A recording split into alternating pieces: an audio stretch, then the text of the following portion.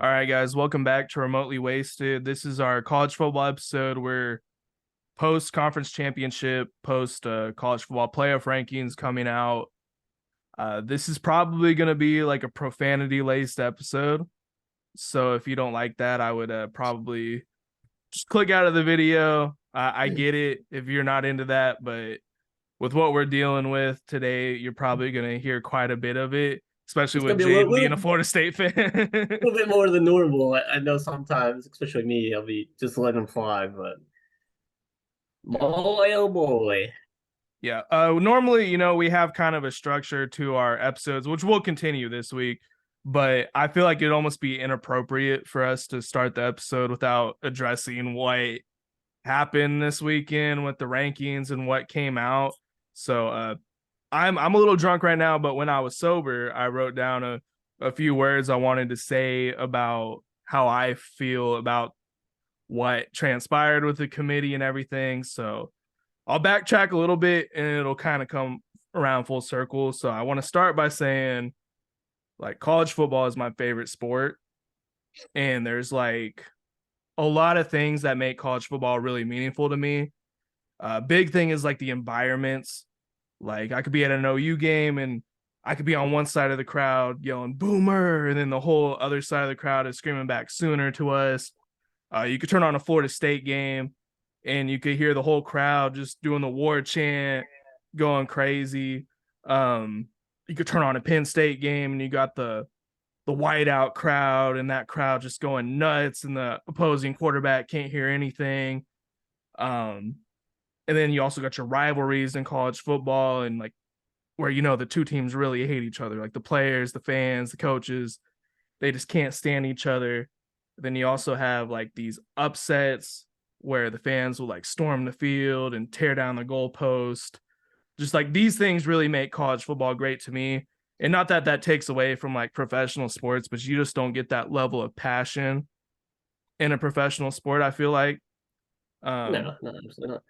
no, you don't. And then I would say probably like the biggest thing for me though that makes like college football really special is like the passion and the effort that you get from the players on the field.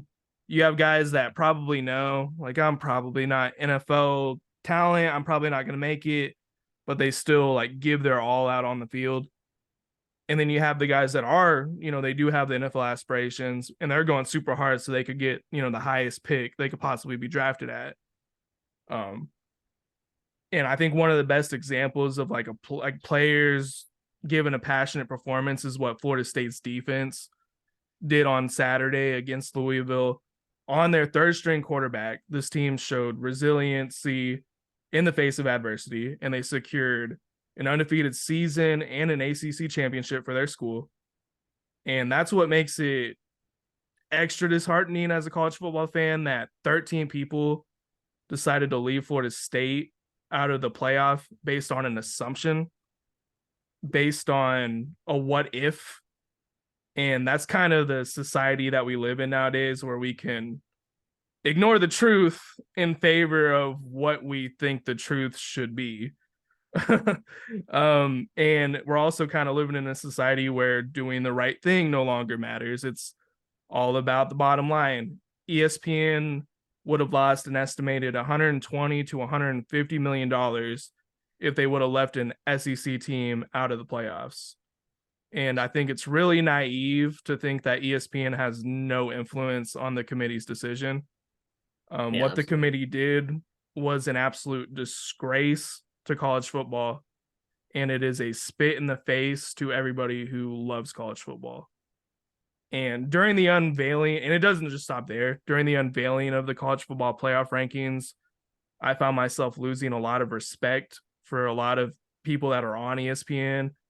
Kirk Herbstreit, Joey Galloway, Greg McElroy. But I think the person I lost the greatest amount of respect for was Reese Davis, who, in my opinion, was extremely He was disrespectful to. he was one of my Yeah, favorites. he was one Him, of my favorites too. I love Franklin Tate. Loved him. All of them. I grew up watching these guys. I love these guys, and I felt like Reese Davis was extremely disrespectful to Booger McFarland because Booger McFarland's opinion was different than everybody else that was on that show.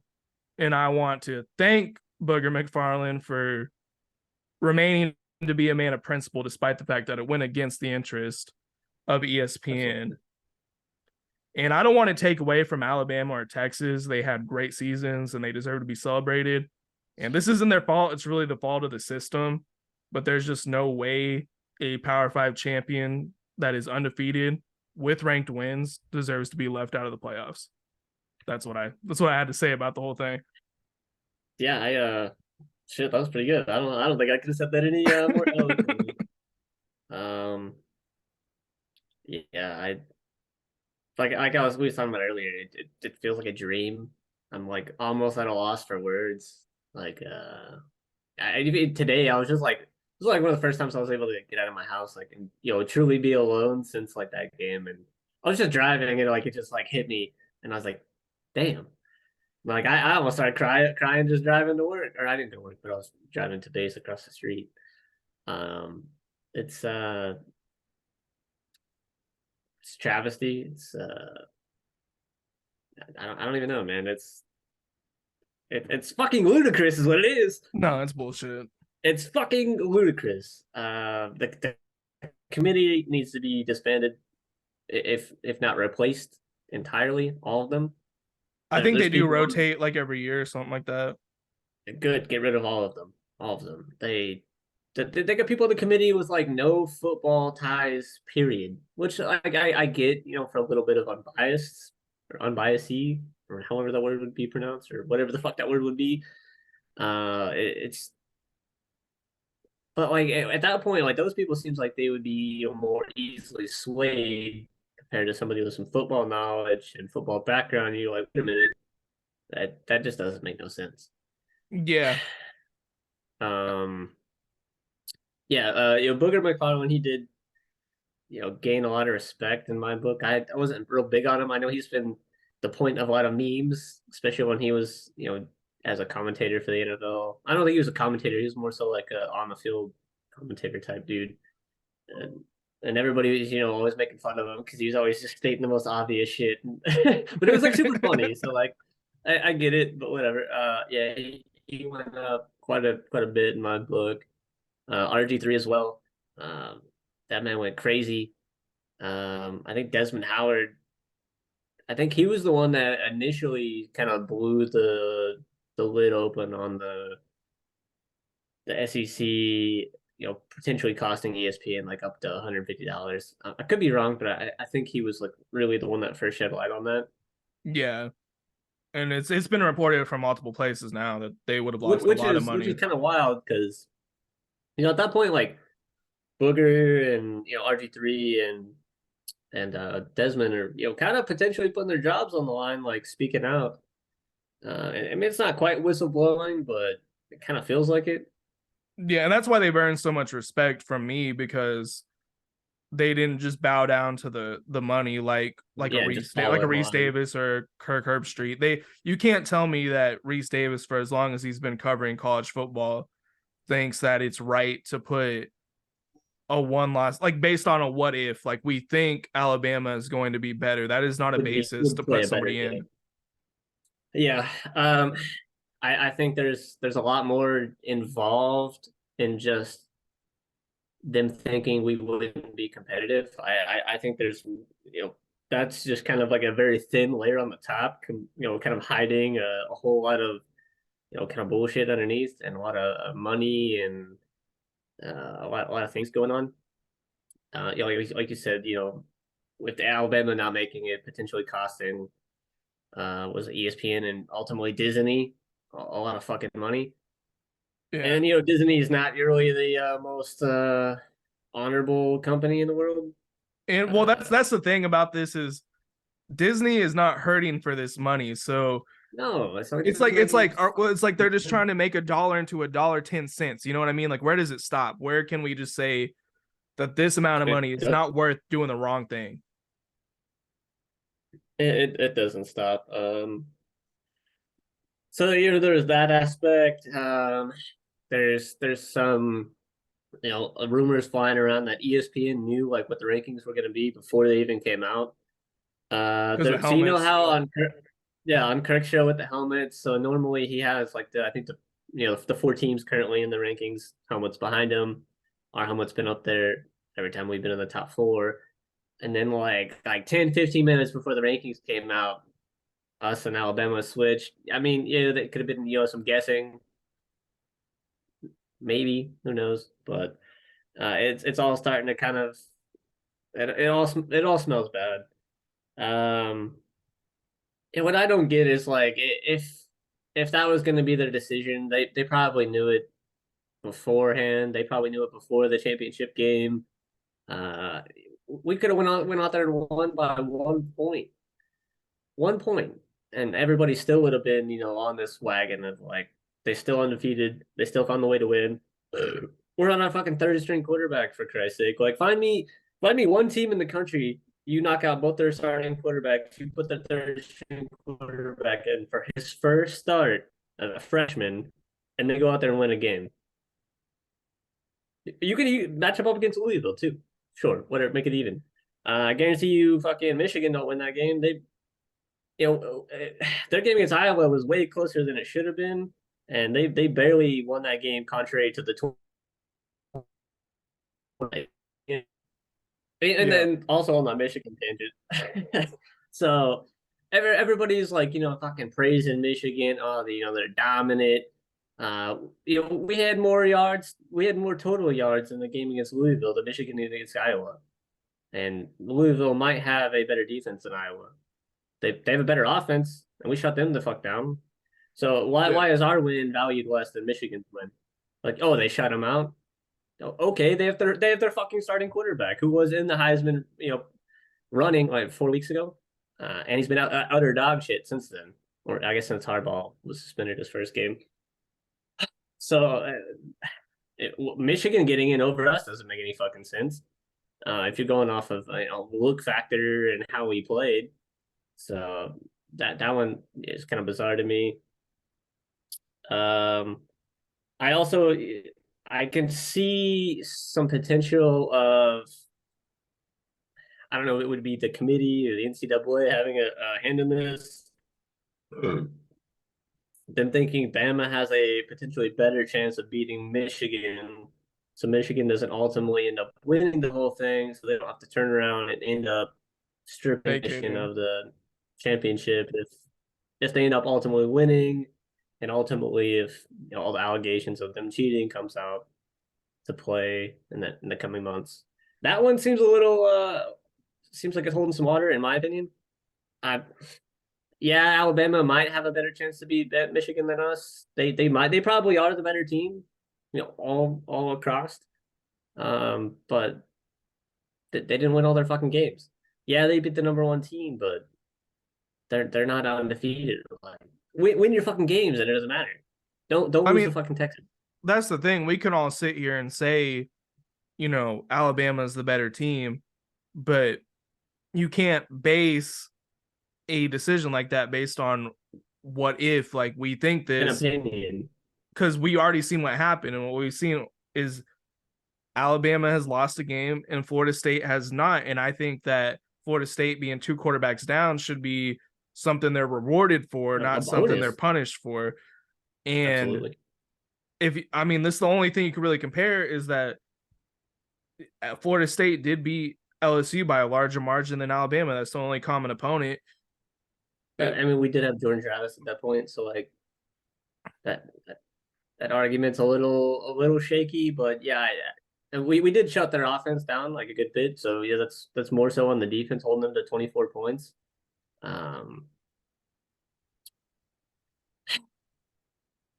Honestly, like in my opinion, what it should have been, uh, Washington won, Michigan two, us three, Bama four. Like I have no problem, putting the SEC in there. Like I have no fucking problem with it. Yeah, they beat Georgia, they beat the number one team. Cool, put them in. But just because Texas blew out Oklahoma State, they deserve to be in over us. Oklahoma State's fucking dog ass. They got blown out by UCF. They went to double overtime against BYU. What else? What other kind of fucking shit season did they lost They to got South Alabama. they got Uh, destroyed by South Alabama. Their like signature win is against OU, and they barely won that. Um, yeah, and then so- so then OSU beating OU doesn't really give Texas any boost because now OU has two losses. Like that's still a good win. Don't get me wrong. Like I'm not saying OU's a bad team by any means. Like that's a good team, but like that Texas loss to OU doesn't look as good. Um, we beat everybody. It doesn't make any fucking sense to me. Like it's all there's everybody's like saying it. Like what's the fucking point of playing? Like what's the point of playing the game if you're not an SEC at the Big Ten? Like well, like what's the point? Or you're not scoring but 40 points a game in a random conference like Washington's kind of doing. Yeah, they did beat Oregon twice, which is a really big deal. So like Washington deserves to be there. I'm not discrediting Washington by any means, but like that's the type of thing you need to do to get in, and we're not doing that. Um, but we're still finding these ways to win these games. And who's to say we couldn't come in there? And I think we could beat Michigan. I really do. I would say our defense is better than Iowa, and they shut Michigan the fuck down. They really was only scoring points because they're getting the ball, really good field position. They had a good like what did they have a punt return for a touchdown or a kickoff or some shit. yeah, they did. That hardly ever happens. They might have one of those a year, so you can kind of take that out of the equation a little bit. It I think we would beat Michigan, to be honest with you. Uh, I think we could give Texas a run. I think Washington would probably beat our ass, but like at least go and give us the fucking opportunity to compete. Um, I think the committee or not the committee has potentially opened Pandora's box with this whole decision and leaving us out. There's a lot of things kind of going on in the background. I think we're currently trying to sue the committee. There's Yeah. politicians involved. Like the entire state of Florida is like kind of trying to go after the committee. You got DeSantis trying to request like $1 million from I don't know what pot of money he's trying to pull that from to give to us. And it's interesting that he has this beef going on with Disney at the same Oh time. yeah, yeah. And That's he's a that's another. major Florida State fan. Like I'm not I don't know. Maybe they're doing that. Maybe that's part of the reason that happened. I don't really believe in coincidences, so it seems a little weird to me. Maybe he's just kind of trying to take the opportunity to kind of give one to Disney. Um, I think there's just a lot more at play than the committee thinking we're not capable to go out there and compete, which it also doesn't. It still doesn't make sense. Like Well, that's there's a not lot of traditionally how it's done. Like why are you all of a sudden this year doing that? Why wouldn't you do that? When Cincinnati was trying to get in, they're not even they weren't even a Power Five school at that point. Like at that point, like oh Cincinnati, they're not going to be able to win. We're not going to put them in. Make that standard that year. never has happened You before. know what I mean? The almost 10 years of the playoffs, and this is the year that it happens. And also, It, with it Texas, doesn't make sense. Georgia beats Bama, Texas doesn't get in. I guarantee you. Honestly, I'm talking this up to fucking Auburn. If I ever run across that defensive coordinator who called that defense against that 4th and 31, I'm beating the fuck out of him. Because if they beat Bama, this wouldn't be an issue. Yeah, there's a lot of things. I mean, I don't see a scenario where if I think the only reason Texas even got in the first place was because they wanted to put Bama in, and Texas had the head to head. They didn't want to hear the backlash, so they put Texas in, and they left Florida State out because out of the three teams, Florida State probably has the smaller fan base of the three, so they're going to get the least amount of backlash, and they're going to maximize the profits because Yeah, Texas and TV Alabama market. are probably the two biggest brands in college football, arguably, maybe Ohio State up there, but I mean, like, as far as big brands, there's like a handful, and that's Yeah, two of them right there. it kind of does seem like they're trying to set up like a Texas Bama rematch in the championship, which would draw a fucking outstanding amount of views and money. Because at this point they are two completely different teams from that game, but like, uh, I don't know. I think we could beat Bama personally. I really do, even with our second string quarterback. They've struggled. They struggled against USF. They barely beat USF, barely. that game was crazy. They They struggled against barely beat. Arkansas. They struggled against Arkansas. They struggled against Auburn, who's a 500 team that got blown out against New Mexico State the week before. None of that matters. None of that matters. Yeah, we struggled as well at times in the year. You know, we struggled against Boston College, went to overtime against Clemson. Um, trying to think of like with Jordan Travis. I think those are like the two big ones. That might be it. Duke, we struggled, but you know, Duke's a really good team. Riley Leonard was still playing in that game. Granted, he was a little hurt. Um, it just it leaves a very bad taste in my mouth. And then everybody's like, "Oh yeah, you know, for the 12-team playoff next year, you know, it'll all be fine." But like that's not excusing this year. That's not like that's just like that. I'm trying to make like a similar comparison without trying to say something crazy, you know, like a crime, right? It's like, oh, you know, this happened, but you know, we're dropping this law next year, so this would never happen again. So you know, get over it, type thing. You know what I mean? You know what I'm getting at? Yeah, no, no, that's exactly right. And I mean, Or like, oh, is that it really person went over? to prison, so yeah, so get over it. You know, so it's over with, type thing. That might not be the best like comparison, but that's like immediately what kind of came to mind just now. It's kind of just like, you know, oh, shut up, color. You know, you guys will be fine next year. But it's also it's had such a negative impact also on our team, with people entering the transfer portal because like, you know, why would they want to play in a team in the ACC when we're just disrespected and we're basically not a Power Five conference, I guess. Kind of the way we're being treated. So like, why would you want to play for a team in that conference and you know go undefeated, still not make the playoff? Granted, next year that's not going to be the case, but yeah, it's royally fucked us. We lost out on a lot of money. Could have potentially hurt our recruiting. Potentially it's going to hurt us in the transfer portal. Our entire defense declared for the transfer portal that wasn't going to the NFL draft pretty much. Uh, yeah, with Patrick Payton, he did declare for the portal and then he came back. I think they're working something out. I know he requested $1 million, which is more than what Verse was making this year, which is a little wild to me.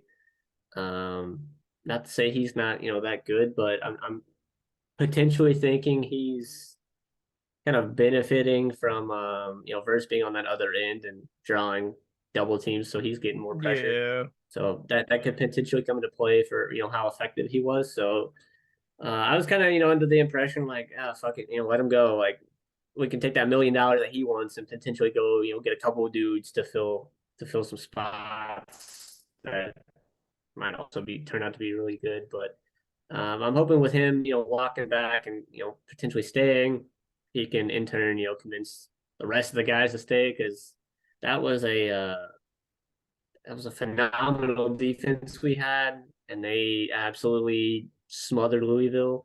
It's one of the best defensive performances I've ever seen.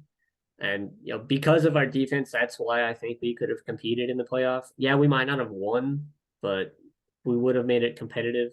It would have been close. You know, Michigan, if that's who we would have ended up playing, you know, good fucking luck. With JJ McCarthy, him being shaky the last couple weeks, he ain't passing on us. So it's all Blake Corum, and that man ain't doing nothing with unless it's within 5 yards of the goal line this year. So yeah, I think it would have been super competitive, and I think we could have won that game. Yeah, I mean I think you guys had a pretty good shot. Um and it's just an unfortunate situation. And then what really sucks is all those players leaving, declaring for the draft, transfer portal, stuff like that. Because now, you know, if you guys lose to Georgia, they're gonna say, well, the committee made the right decision. But that's not true Exactly. because those guys would have played in the playoffs. But Exactly. I will go ahead and pull up the rankings and stuff.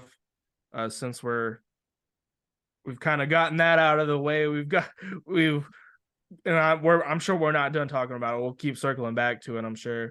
Well, I But mean, there's normally, no even in the Orange Bowl that we're gonna play. Like, are all their starters going to play? I'm sure they got a bunch of dudes potentially heading to the draft too. So like Yeah, yeah, they got a bunch of guys leaving. it might just be a battle of the backups. Like I know Carson Beck's coming back, so I don't really see why he playing the game. So they're more than likely going to be without their starting quarterback. Brock Bowers ain't going to play. I'm sure McConkey, he's been hurt. I don't think he's going to play. Their defense, it's just it's a meaningless game. It doesn't matter at this point. Like it doesn't matter for either team to win this game. There's honestly no point in playing it.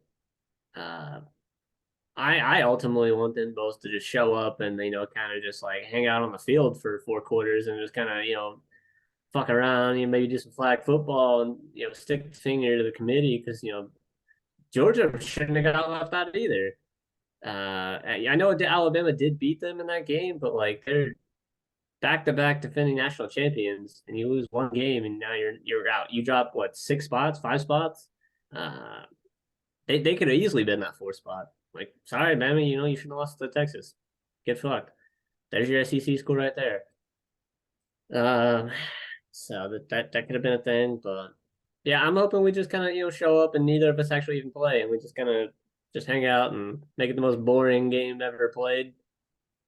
I saw this suggestion that um y'all should just show up, and then when they send it down to the sideline reporter, to Mike Norvell, he should just be like, well, since games don't matter, none of our guys are gonna play today. And they Yeah, just I would love to see that, but then again, like I also really want us to go out there and compete and beat them. But like what's it gonna prove? Oh, we should have been in there. Like, oh, it's too late now. Like, cool. It does my nothing. my hope is that Michigan just destroys Alabama, or I Washington just don't. destroys Texas. I want Bama to beat Michigan because Michigan, all in my opinion, doesn't even deserve to be in the playoff. Like they don't even deserve to be even attempting to try to play. They've got a coach that's been suspended 2 times this year. Yeah. Uh, the cheating allegations are still there. That shit ain't been squashed. Like they don't deserve to be there. So you can take them out, put us in, it would all be fine.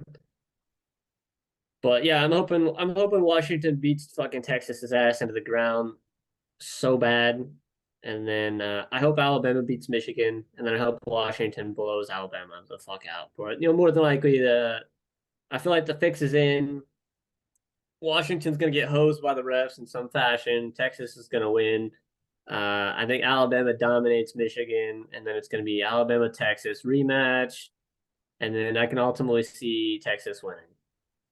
I'm Because Texas is back, and that's a huge TV market for them, and huge fan base, and Arch Manning's coming in at some point, like blah blah blah. Who gives a shit? And then the season's all for fucking nothing. We just wasted our time. It's kind of sad that we're getting to this point. Like, I, who does the network want to win? Is kind of like where we're getting at. not Um, Washington. my prayer is that Washington wins the whole thing. That's who I want to win the whole thing. If I could rank the teams how I'd want them to win, Washington's number one for sure. Um, I two would for put me I is would put Michigan because I'd rather see them win than Texas and Bama. But like I said, I don't think they deserve to be there. no. See, I Like I actually have would Michigan rather. as two is who I want to win, because it doesn't matter if they win. You know what I mean? Like nobody's gonna like respect that Yeah, championship. And then yeah. three for And then me Texas is three. Bama. Just I got because I Texas hate three. I'm a rival. I'm a Texas rival, so I don't want Texas to win. I don't want them to say like, "Oh, we have a national championship now, and you guys haven't had." Because I mean, really, like realistically, like they haven't had one since 2005. We haven't had one since 2000. It's really not that big of a gap between our Yeah, championships, but if they win but one now, then it's like they it's a big reset deal. basically. Yeah. I don't want to see fucking Bama win another one because like it already seems set in stone that they're gonna win it. Uh, you know, it doesn't feel right. The playoff it doesn't feel right. It already feels predetermined, honestly. I just hope Penix can overcome and bury them. Please, please God, Please God, let Washington win. I have some faith in Washington because I mean everybody Oh, counted I them do out against too. Oregon. That offense is like I've been saying it all year. That offense is unstoppable. That's why I was like, I do not want to play that team in the playoff because I ultimately thought we was going to make it, and it seemed like we was on a collision course with Washington because I didn't think Georgia was going to lose. So I was thinking it was going to be Georgia 1, Washington 2, us 3, and then potentially whatever fucking team 4. So I was like, we're on a collision course to play Washington first game, and we're fucked. That offense is unstoppable, barring the refs calling stupid ass penalties, holding, pass interference on offense type shit, um, or giving the other team points against their defense like they try to do with Oregon. So it's Yeah. I really just hope they can pull it off. Their defense needs to play hard. They really do. Yeah, I mean they did play Texas last year in the Alamo Bowl. Basically the same teams. They didn't lose a lot either team. Washington didn't win, I think, by 2 scores. I know that doesn't mean a whole bunch now, but I mean it Yeah. kind of does because they are the same, almost the identical rosters. Yeah, I Um will say Quinn Ewers is a lot better than he was then. He's gotten a lot better, and their defense has gotten a lot better. I actually have some beef with like the praise Quinn Ewers has been getting lately because I Yeah, just feel like everybody's like Quinn Ewers, he always comes up in the big games, but he he threw didn't come two up against interceptions. OU. He threw 2 interceptions and fumbled the ball against us. But Yeah, he's like the most clutch quarterback. Like honestly, in my humble opinion, Dylan Gabriel is 2 times the quarterback Quinn Ewers will ever be, in my I opinion. agree. I agree. But that I mean, I don't get all the praise he's getting right now. I don't even think All I his don't know praise is if coming Texas because should he be in cooks the fucking Oklahoma State's ass. He broke the Big 12 passing yards record. Like, what do you fucking do? OSU's defensive coordinator came from Emporia State. A lot of people don't Yeah, even know where that is. but it's a fucking like D3 Kansas school. Yeah, exactly. It's the number. It's the number 2 disc golf school in the country, though. This I'll shit's like give. right up the road from me, actually. It's actually a crazy ass disc golf community. Apparently Emporia is the like number 1 disc golf city in the America. And that's cool. That's cool. I love this golf. Can't play anymore, but I love it. So Yeah, that's dope. Cool for Emporia, but that's not a football school. Not even close. There's yeah. some high school teams that could beat that school. OSU is such a mess right now that Gunnar Gundy is transferring out of his own dad's like school. Yeah, exactly. That the fucking team's a mess. That game was terrible, man. I started watching it and I was like, okay, feed Ollie. They come out and throw 3 times in the first drive. I'm like, what the fuck are you guys doing? They punt, Texas scores. I'm like, okay, feed Ollie. Nope, not really. And they just couldn't get him going. So I mean, he can't do it himself when he's gonna run the ball because fucking Bowman can't pass for shit. So And I'm Texas honestly has surprised. great athletes on the inside that could stop the run. I'm honestly surprised Oklahoma State even scored. To be honest with you, uh, I really didn't think they was gonna score at all. So, kudos for that, but appreciate you, letting Texas blow you out to get them in the playoffs over us. So fuck you, Oklahoma State. I imagine if they didn't blow out Oklahoma State like they did, it could have potentially been different. That was another Yeah, thing that was kind of, oh my god, it doesn't fucking make sense. The Big 12 is not better than the ACC by like a significant margin, like if at all. Um, what do you got? Yeah, they got Texas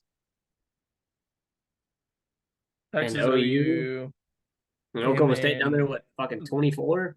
there's a big drop off from yeah. I mean you got Texas over here at 3, OU at 12, and then you got a really big drop off over to And a Oklahoma State shitty at Oklahoma, and then 20. you got Kansas State down there at 25, who shouldn't even be fucking ranked. But I feel like they're only ranked to prop Texas up a little bit.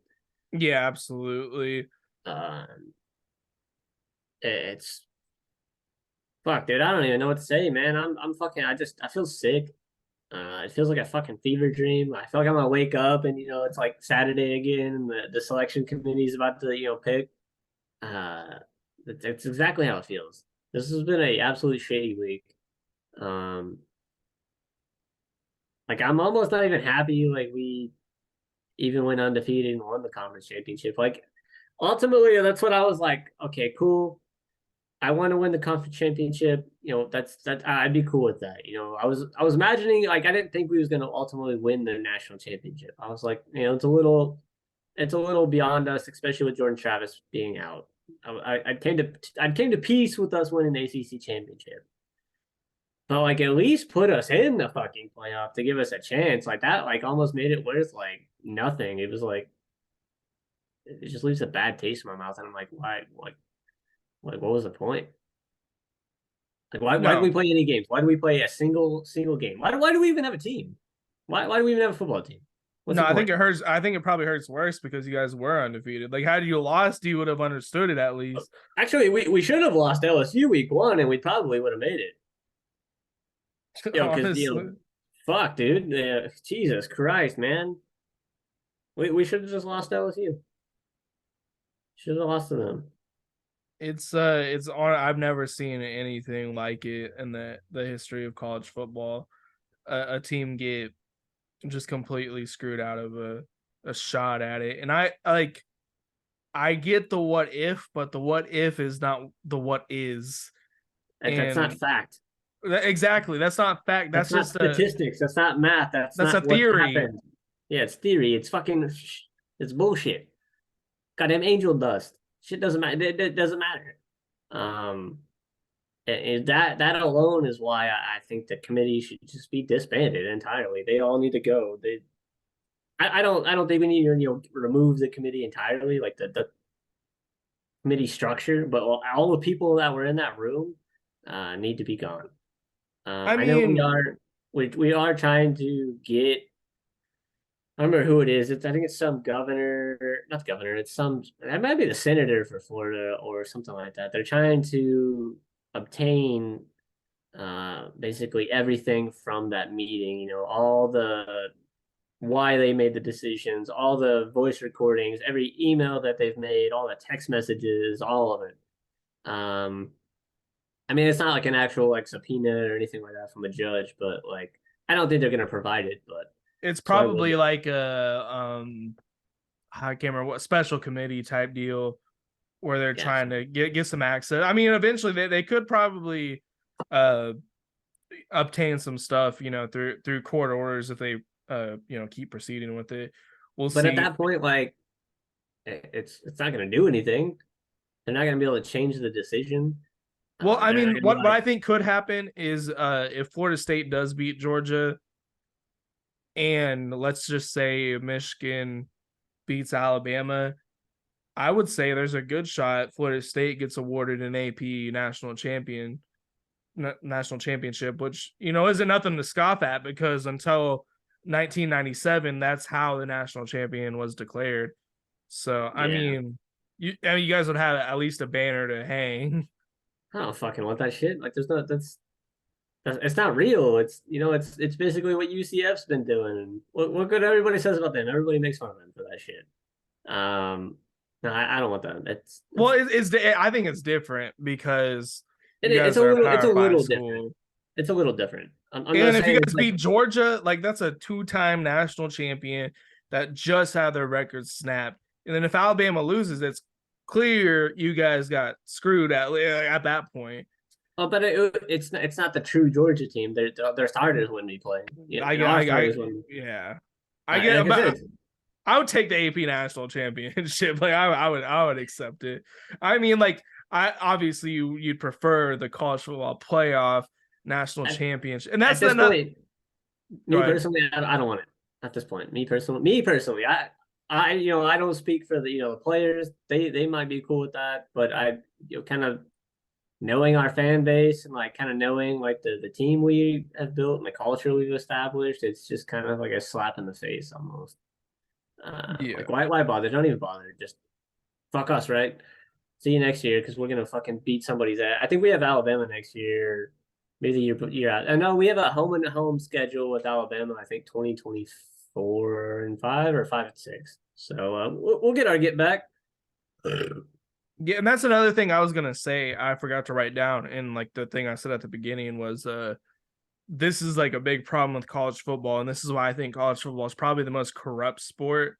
Is the fact that it has taken us 150 years to get to a 12 team playoff.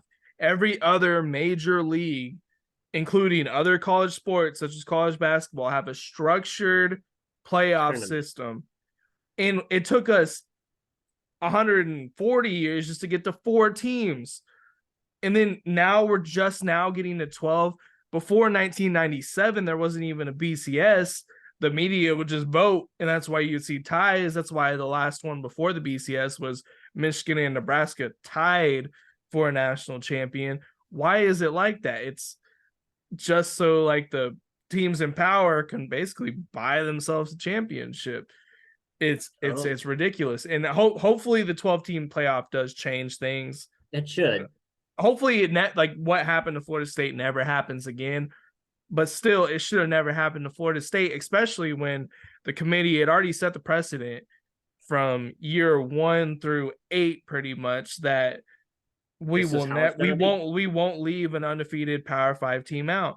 And then Unless this there's year, more the than like last year they two do it. or more than four, and then that's almost impossible.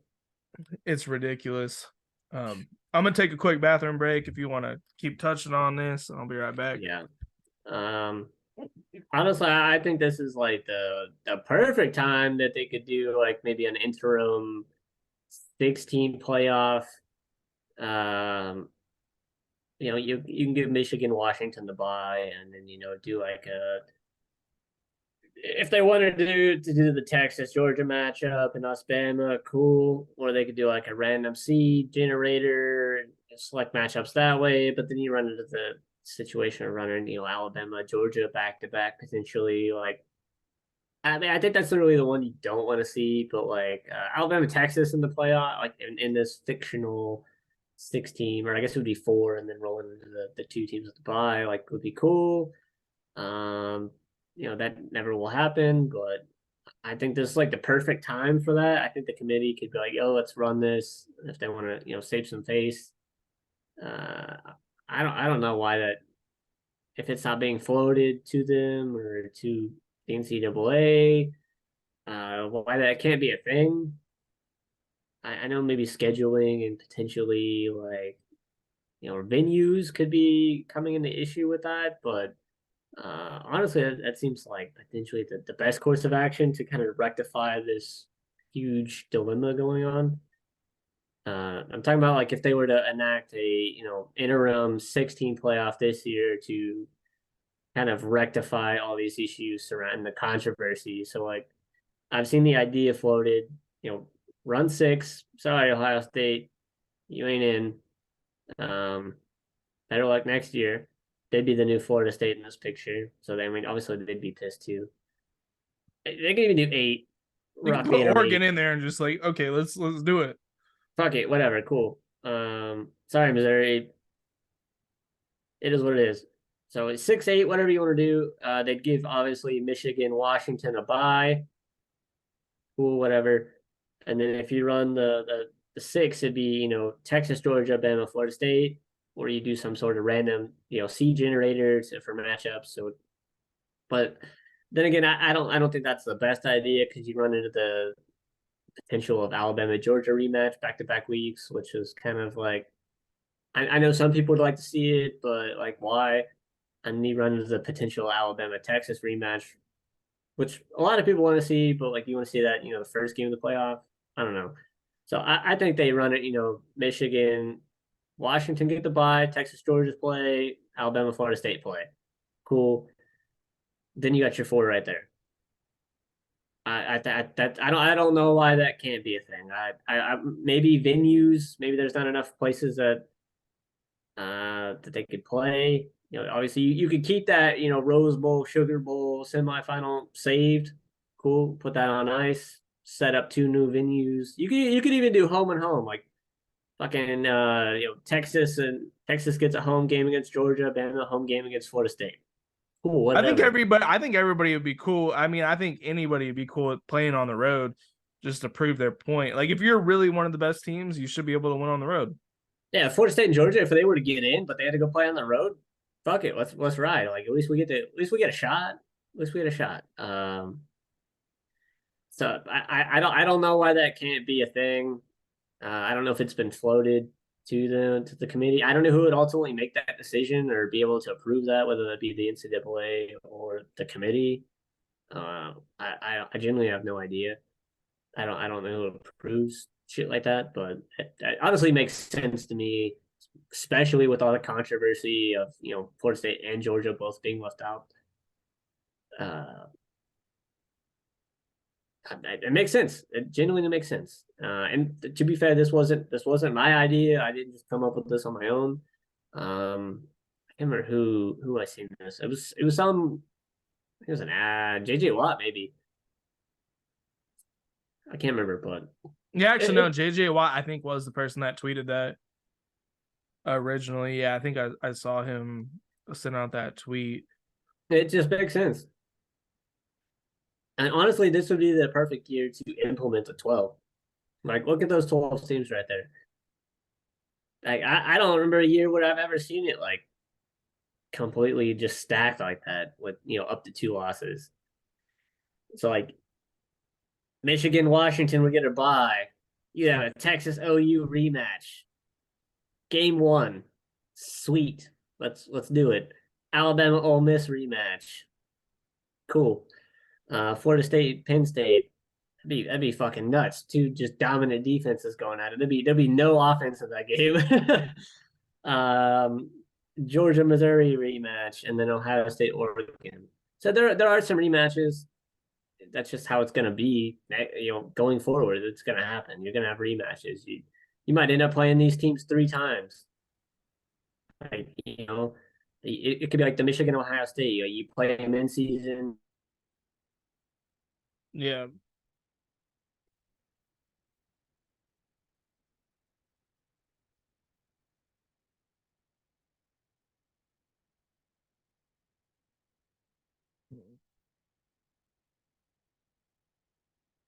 think you're cutting out a little bit. Um, but yeah, I definitely agree with that. Well, hopefully you'll come back in a minute. But yeah, I think it'd be a great opportunity for the teams to, if we expanded it this year. I mean, obviously that's not going to happen, but if that did happen, if we saw, some of these rematches and other teams uh pop up, and it looks like we lost Jaden on this, but yeah, I mean, I agree with what he's saying. It'd be interesting to see uh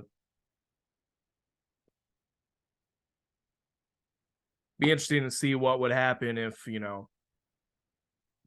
Texas got a rematch with Oklahoma. Would that happen? I think in reality it'd be Texas going up against Liberty, which it'd probably be a Texas win. Then you'd have Ole Miss, if we're saying with the bias and stuff like he was saying. But yeah, that'd be a really interesting prospect to see happen. A really interesting deal. Um, yeah, it's it's kind of it's just a shame what happened to Florida State. I don't see a scenario where Florida State should be left out of the playoffs. Undefeated, Power 5, conference championship, ranked wins against Clemson, ranked wins against LSU. Um, doesn't really make any sense. Alabama, they did have some good wins. Don't get me wrong; they had great wins.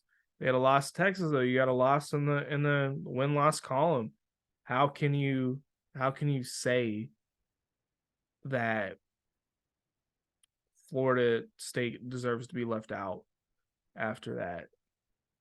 And I get the what if, the who would win, if they both played. It doesn't matter. all that matters is what has already happened. We can't make decisions based on what ifs. We can only make decisions on what is. And what is that Florida State's undefeated and Alabama's lost a game, and Alabama needed Auburn to blow a coverage on a 4th and goal that was from the 40. That's the truth. Does the truth not matter anymore? Give me a break. Now, let me see if I can piece this together. What I'm going to do is I'm going to oh, here we go. Here we go. Looks like we're getting Jaden back on. What up?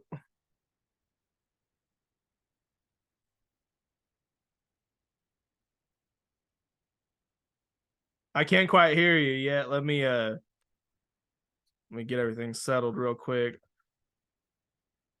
Just went on a mini rant real quick. Let's see. Have to work out your audio settings. There's 2 of you now. There we go. All right. I think we got you back. Maybe. Can you hear me? Yeah, we could okay, yeah, we could hear you. All right, yeah, I was trying to join on my phone, and I was like, "Fuck it, if it ain't gonna work on my on my fucking laptop with my shitty ass hotspot, then I'll just do it on my phone." Yeah, I was going actually, I was like, at first I was like, I don't even know what to say. And then I started going on this rant. I was just like, I probably repeated stuff we already said, but I was like, how can you base this decision based on a what if versus a what is? You Florida can. State has ranked wins against LSU and Clemson and Louisville. Alabama, And Duke at the time. yeah, and Duke at the time. Alabama does have, they have the Georgia win, great win, best one in the season. They have LSU, great win as well.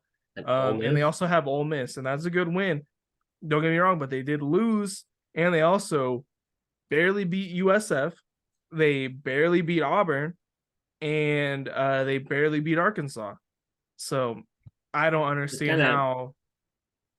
I feel like our what ifs kind of outweigh their what ifs a little bit, and we didn't lose. Don't fucking lose your games. That's all it Exactly. should come down to. So I think we've Granted, kind of. Yeah, go if we ahead. was a group of 5 team, okay, sure, whatever, sure. Um, Shit. At this point, I'm it's I want to leave the ACC, and it's hard for us to because we have to pay. I want to say it's 120 million for us to leave the ACC, and then even if we do that, I believe the ACC still has the rights to our home games. So, why would a conference take us when they can't make money off of our home games, which is genuinely where all your money comes from? Um, so that and they have the rights like 2036. So we did enact a Seminole network, kind of like the Longhorn network that they got for Texas. So what I'm thinking, maybe an option. I don't know if this is even doable, but buy out the ACC. Cool. They still have the rights to our home games, but we have our own network. We join like Big 12, and then all the money we make off of our own network, we give to the Big 12, just to allow us out of the fucking ACC. And then also, Or the Big 12 could just eat it and take yeah, it as an investment. You know what I mean? yeah. 'Cause, you're picking up a fucking dominant historical power school. Maybe not historically because we're not that old of a school. We're generally one of the younger, programs in college football. I think we started in like the 50s, Mm. which yeah, is a long time ago, but in the grand scheme of college football, like that's not that long for like some of these schools. Like I think like what OU's from like the fucking like 1812 or some shit like that. Yeah, us and Texas started playing each other in like the early 1900s, like before Oklahoma was even a state. Yeah, exactly. That's crazy. Um, or maybe we could go independent because we used to be an independent school. Say fuck the conference. We have our own network, and then we pay the ACC, a percentage, something like that. I mean, I Something. think what the best case scenario for the ACC is, and this is, just kind of my opinion, the ACC needs to just disband, kind of like the Pac-12 has. I would say Florida State, Clemson, Miami. I feel like those are the biggest brands of the ACC. I say you take them, Duke. you throw them in the SEC. I think Duke should move to the Big 12 with the other basketball schools. Kansas, K State, Gonzaga is going to be a basketball Big 12 member. That's where I would say I would say North Carolina probably goes to the Big 12 as well. And then some of these other, smaller schools, kind of Louisville also go to the Big 12. You're a great basketball school. But any of these schools that are just kind of just hanging there, It I just can't think it of doesn't any. make sense for us. Like it doesn't make sense for anybody to go to the SEC at the Big Ten at this point with all their new additions. Like it really doesn't make sense. It's too jam packed with dominant teams. Like you might as well combine the Big Ten and the SEC at this point. Like the only way it would work is like if all us Clemson and Miami came in if they to the SEC per se, and they did some sort of like pod system, and then like I think they did float that idea where you have like four pods of teams and you play like out you play your pod and you play like I think one or two teams from every other pod. Um, because we all three of us come over there, and then the fucking conference is just completely stacked. Like you will never have an undefeated team out of the SEC at that point, unless you just have like the 2001 Miami Hurricanes team. Well, I don't even And think we'll ever see an SEC undefeated team as it is. it just got way harder. So We have we yeah, have we have a few choices. We could stay at Power Four. We could dwindle down to Power Two, or we can try to make the make the Big super 12 a conference. Power Three. You know what I mean? Yeah, Like, I think we do the Power Three. Or I don't know the Power Four, but like you can't rock the Power Four and then put a single conference above another one. Like they can't keep like oh, if say hypothetically they did keep the four team playoff and then there's only four conferences like that. The SEC can't be, the best conference and automatically get a spot regardless of whatever yeah, their best team's record is. And that's basically what is going on now. The SEC has a guaranteed spot in the playoffs regardless of what happens. That's exactly what's happened. And a lot of people believe that. Oh, there shouldn't be a non-SEC team in the playoff. It shouldn't happen. Like they're the best conference, they have the best teams. Like, okay, we'll see, we'll see. Um, it just doesn't make sense. And then I wanted to circle back to how how people are discrediting us because we struggled against Florida and Louisville with backup and third string quarterback. I know Greg McElroy was talking shit on us, but I remember I seen the stat line where I think it was one of his championship games, and he played absolutely fucking shit. I think he was a backup at that point. Um, they still won. Great defense, and then the LSU Alabama was it the championship game? What was that like 09 or some shit when it was like 9-3, 9-6? oh yeah, yeah. Hell, was a great defensive game. Everybody loved it, but by God, when we fucking do it, it's a problem. So yeah, fuck us, right? No, it's just because we're not an SEC school. If we Yeah, was an and SEC, if we was an SEC school and we did this, oh my God, we'd be the fucking greatest team to ever play. that's the There'd thing. be And there'd be a even with goddamn 30 for me, 30 episode based on us. There'd be a Netflix fucking season. There'd be the goddamn whatever that shit that the NFL has where they follow the teams around. oh Um, yeah, you know Hard what I'm talking Knocks. about. Yeah, there'd be a Hard Knocks fucking episode on us, and they don't even cover college football. Like, god damn, we'd be the greatest thing since fucking sliced bread if we was an SEC school. Even with my team going into the SEC, like I still hate the SEC. Like I just hope we beat all like the traditional SEC teams. I hate that conference. I hate the favoritism they're shown.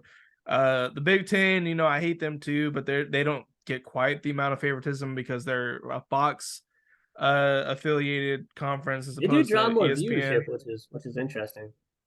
Yeah, and they don't get treated with the same respect, in my opinion. I Yeah, mean, that makes granted, sense. Michigan is number one, but I could see the argument for Michigan being number one. Um, They shouldn't be. Washington has the much better schedule, much better wins. Michigan's only good wins Ohio State. I mean, Penn State is not a good win. That is not no, a good win. it's not. But if you base it on what the committee's rankings are, they do have two top 10 wins. So A I fucking splooge on the committee. that's kind of the Don't thing. let me catch a single member of the committee in my lifetime. Don't let me see you in public. Um, It's on site. we pretty much talked about our rankings. What would you have for the? We have a limited pool this week, but game of the week, I have Washington, Oregon. I got Um, Louisville, Florida State. you got Louisville, Florida State. Let's see, ESPN. I'm not Uh, used to being the one with the with the the controls, yeah, the controls at Washington my Oregon hand. game was really good. I think I'm just being a little bit of a homer this week. Um, yeah, fuck everybody else. It's us. Let's pull up that one first. I mean, it was a great defensive performance from Florida State. Um, Historical.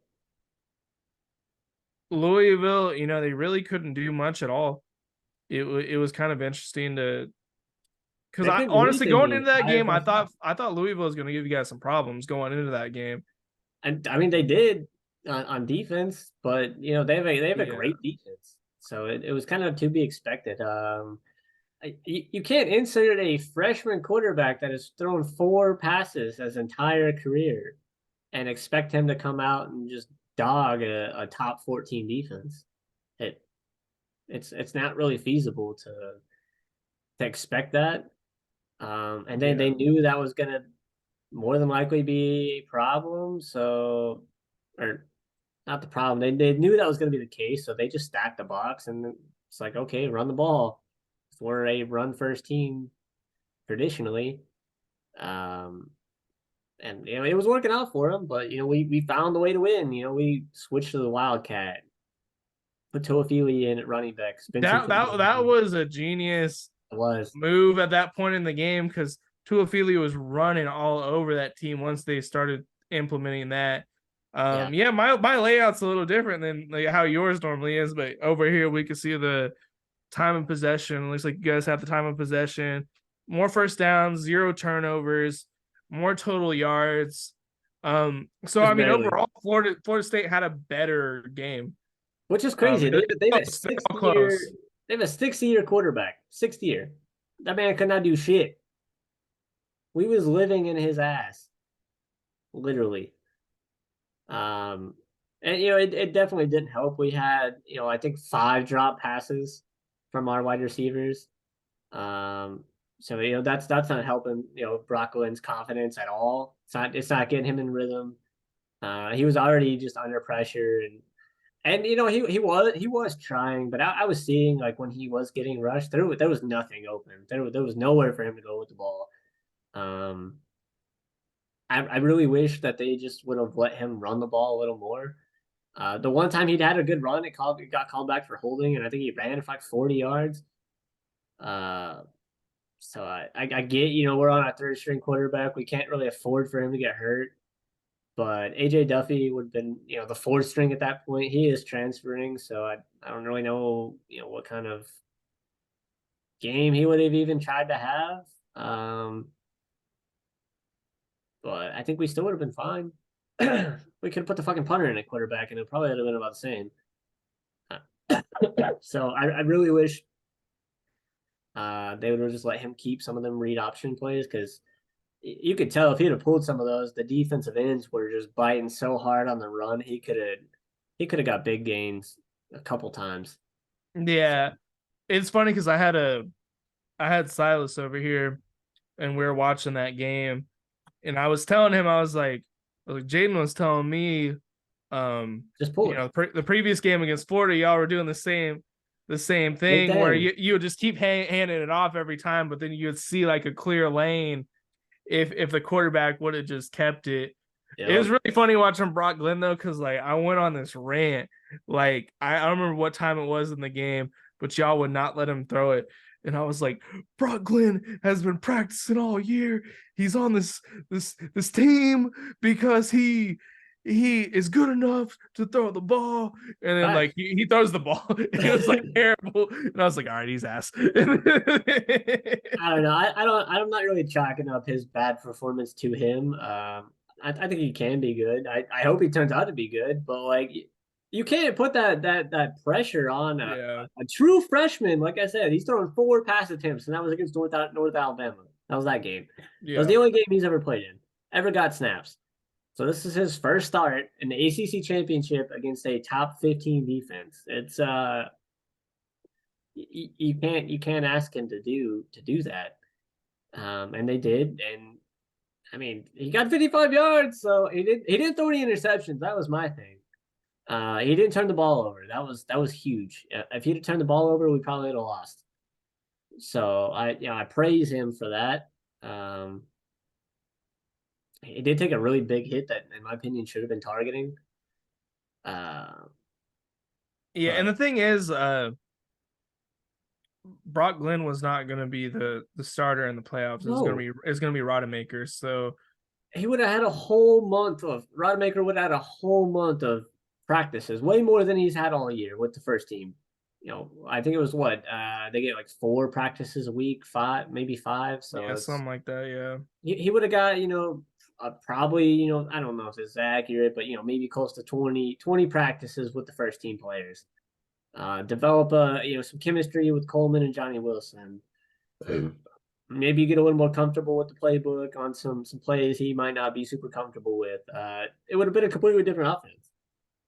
And I know a lot of people on ESPN, I don't know who per se, I can't remember off the top of my head, was stating that, and that was kind of like one of their arguments was like, hey, like it's not going to be the same offense. So what the fuck are we even talking about here? Like, just give him a fucking chance. And I this is another really thing agree. I wanted to bring up. Um, Florida is responsible for knocking Tate Rodemaker out of that game, and I've seen a lot of Florida fans online talking shit about Florida State, and it's pretty ironic to me that they're 5-7 I'm and following your and bowl game, Florida. and they a dirty hit from two players, might I add, um, kind of kept Florida State out of the playoffs. That's kind of Potentially. crazy. Florida State or Florida. I mean, I hope the Florida Gator fans are feeling real great about themselves. I mean, I don't know how you feel like you won anything because you knocked a team out of the playoffs because you hurt their backup quarterback with two of your defenders. I don't even know why that stuff's getting recommended to me on Facebook, but probably because of my Google searches or something. Yeah, maybe. Um, but yeah, that's popped up like Florida fans just talking trash on Florida State. And Yeah, fuck you them. guys aren't even in a bowl game, so and you Have guys fun with haven't been relevant since Tim Tebow. So have fun with your shitty year, and have fun with your shitty coach and your shitty defensive coordinator who's over there like a fucking animal on the sidelines as we're beating the shit out of you in the second half. Good luck. lo- you guys are Better luck next year losers. for y'all. And I'm sure we'll beat you guys next year too. We can Well, rock fucking Brock Glenn next year, and I think we still beat Florida. yeah, Florida is a. You guys are a joke right now. I mean, I hate to be that harsh, but when I see Nah, what a fuck lot of them. y'all Like, fans are saying, I mean, it's just fuck that school. ridiculous. You guys haven't been relevant in so long that the fact that you guys are even saying anything is just kind of ridiculous to me. Rolling into my game of the week, I really enjoyed this Washington Oregon Ducks game. It was a great It's game. funny because I really only got to watch like not as much of it as I wanted. I was seeing that Napoleon movie. I don't know if you've heard about Oh, that. was that any good? I was wanting to watch it. Fantastic performance by Joaquin Phoenix. I'll Oh yeah. add, but I did get to see a decent chunk of this game, especially the end where I, Washington I was being real clutch at the end. I watched this entire game. Man, I thought Washington fucked themselves because they came out and they were cooking the first half. I don't remember what it was up like 20 to 3, 20 to 7, something like that. It was up by like at least 2 scores. I can't remember if they took it to halftime up that big, and then they just couldn't put Oregon away, and Oregon came back. Credit to Bo Nix because he was doing everything he could. They couldn't really get the run game going, so it was all Bo Nix, and then the Oregon Yeah. defense was, they came to play too. And then the second half, like they just started crawling back, and I'm like, well, here we go, another week of Washington not scoring in the second half like they did against Oregon State, Yeah. and they're gonna lose. Well, they found a way to win. Sounds familiar. They did find a way to win. And that's another thing I was gonna mention was that Washington has had maybe more close games than Florida State has throughout the season. And, Yeah, and all they're their they're good getting games were more of the pretty benefit, close. which Washington don't get me wrong, they deserve to be where they're at. They deserve to They be honestly higher. deserve to be number one. And I'm quite honestly surprised that they are even number two just based on the way the committee was. Like I'm surprised they weren't three or four. But the fact that they get the benefit of the doubt, but Florida State doesn't, is pretty interesting to me. But Michael Penix, he was very clutch towards the end of the game. Heisman. Um, him or Jaden Daniels, it's No, it's a actually Jordan Travis. yeah. I mean, Jordan Travis is the most important player in college football, apparently. Yeah, Um, we can't win without him. By God, we stand no chance without him, and then we go and win 2 games. Oh, we basically win 3 games, 2.5. We scored 58 consecutive points against North Alabama without him, and then we beat yeah, rivals on the road, and then we win the ACC championship without him. But by God, he's the best player in college football, and if that's the case, he should win the Heisman. I mean But that's a in reality, I think Penix deserves it. He should win it. He's beat Bo Nix twice. There should be no fucking universe that Bo Nix beats Penix for the Heisman. yeah, Uh, okay. I think it's a two-man race at this point. I would it's him not and be Jaden Daniels. mad. I would not be mad if Jaden Daniels won. Wouldn't be mad if Michael Penix won. No, I mean If neither. Bo Nix or anybody else wins, that's when I'm gonna have a problem with it because It's Bo Nix, honestly going to come down to are the voters valuing Penix's undefeated, really good year, really really good year, to Jaden Daniels's rushing stats, pretty rushing much. stats, which is fucking insane. That's Paired with his outstanding passing stats and QBR and passing touchdowns. So it's like stats or stats and undefeated record, where his stats are a little bit better, or not even a little bit, but like a good bit better than Penix. But he's also undefeated and in the playoffs now. So like, I'm pretty torn honestly because like I think Penix Penix has should two win it. signature wins, but I'm like Jaden Daniels has 1,000 rushing yards. Like that But is he didn't beat ridiculous. anybody though. So that's the way I'm going with it. Like he didn't beat Florida State. He couldn't beat Bama even when he rushed for what almost 200. Didn't beat Ole Um, Miss. Yeah. couldn't beat Ole Miss. So like, Yeah, I could definitely. I honestly, whoever they call on Saturday night, I'm gonna be happy with it because yeah, I'm sure it's gonna be one of as those long as two. it's those two. But yeah, Bo Nix gets it. Give me a break. There's something. The fucking fix is in on the year, and that's another thing we can just add to it. Like, okay, sure, whatever. Season's a wash. So we'll go to best performance by a team. Who did you have for that? I had Texas. That's who I had as well. Texas had It's a great performance. Granted, it's hard to OSU go. wasn't the greatest team. Did you see what No, they did that I think I told you about what they did to that Longhorn at Oklahoma State. yeah, Killed a random Longhorn and threw it on a frat house's lawn. Just it's kind of weird. terrible sportsmanship and just terrible humanity from Oklahoma State. Um, It's fun to do that and then just go get blown the fuck out by a 2028. Uh, oh, whatever, man. Which is so looking at the stats, like Bowman actually had a solid game. Like they was able to pass, and then Ollie was only able to muster 34 yards because every time he was in the backfield, like he's getting the ball, so like let's just blitz and send the fucking house. Um, it's just Oklahoma State couldn't stop. They couldn't stop him. The defense could do nothing. Defense Uh, was terrible. could not Ollie could not Gordon could not fucking run either, though. That's and that's not his fault really, but No, and Ollie Gordon is the offense normally for this team. So if I'm Ollie Gordon, I'm transferring. I'm out. See ya. I'm going to a team that can win because this team can't win, and they're not going to win next year. If anything, the defense is going to be worse next year, more than likely. The offense will probably be worse. You got even more teams coming into the conference, better teams. You got Colorado who's probably going to come in and whoop everybody's ass. Arizona's coming in and going to whoop everybody's ass. Uh, Utah's coming in, right? yeah, Utah's coming in with Cam Rising coming back. Utah's going to come in, whoop everybody's ass. That's a defense. That's a defense team right there. They play defense. And you got Colorado. They got the number one offensive lineman coming back. That's good. That's good news for Colorado. That's good news for Shador. Yeah. I bet he's a little happy on that one. Number one offensive lineman in a high school committed to Colorado. I was a little sad about that one. I was hoping maybe we'd have a shot at pulling him, but money talks. So I'm happy for Colorado, just like because I know a lot of people are on the Dion like hate train because their season didn't turn out the I like way people Colorado, thought and it. then I hate and love Dion at the same time. I like Dion. I like Colorado. I like what they're doing. I think going from 1 wins to 4 wins isn't, a bad improvement. I think next year they need to make more significant improvement. Like they should be at least a 7-win team next Well, year. I mean, look at us with Norvell. He went from what 4 to 6 to 10 to now undefeated. So like, I mean, you guys what were getting beat by Jacksonville State at one point. his first year, yeah, and it was like, oh, he's on the chopping block.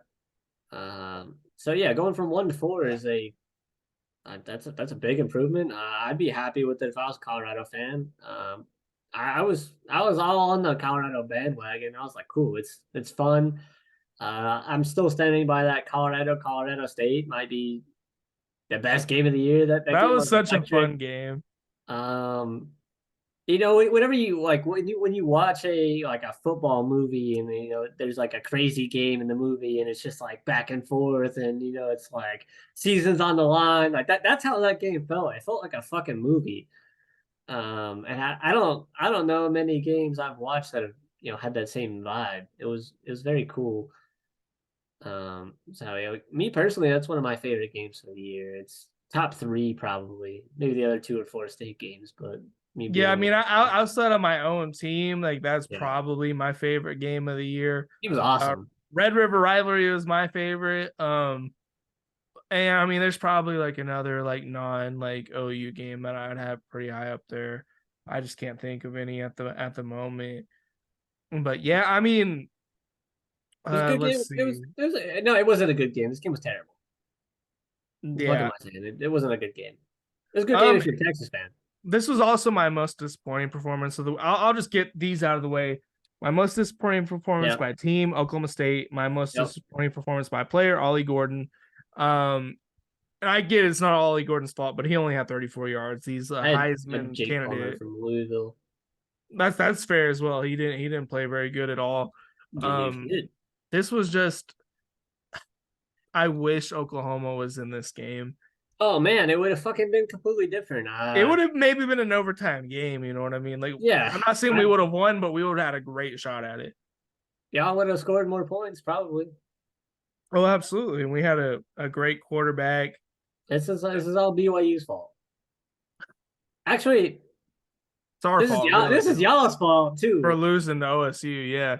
and No, fucking honestly, Kansas. honestly, this is another thing I was thinking about. Had we not lost to OSU or Kansas, there's a good chance Florida State would be in the playoffs right now.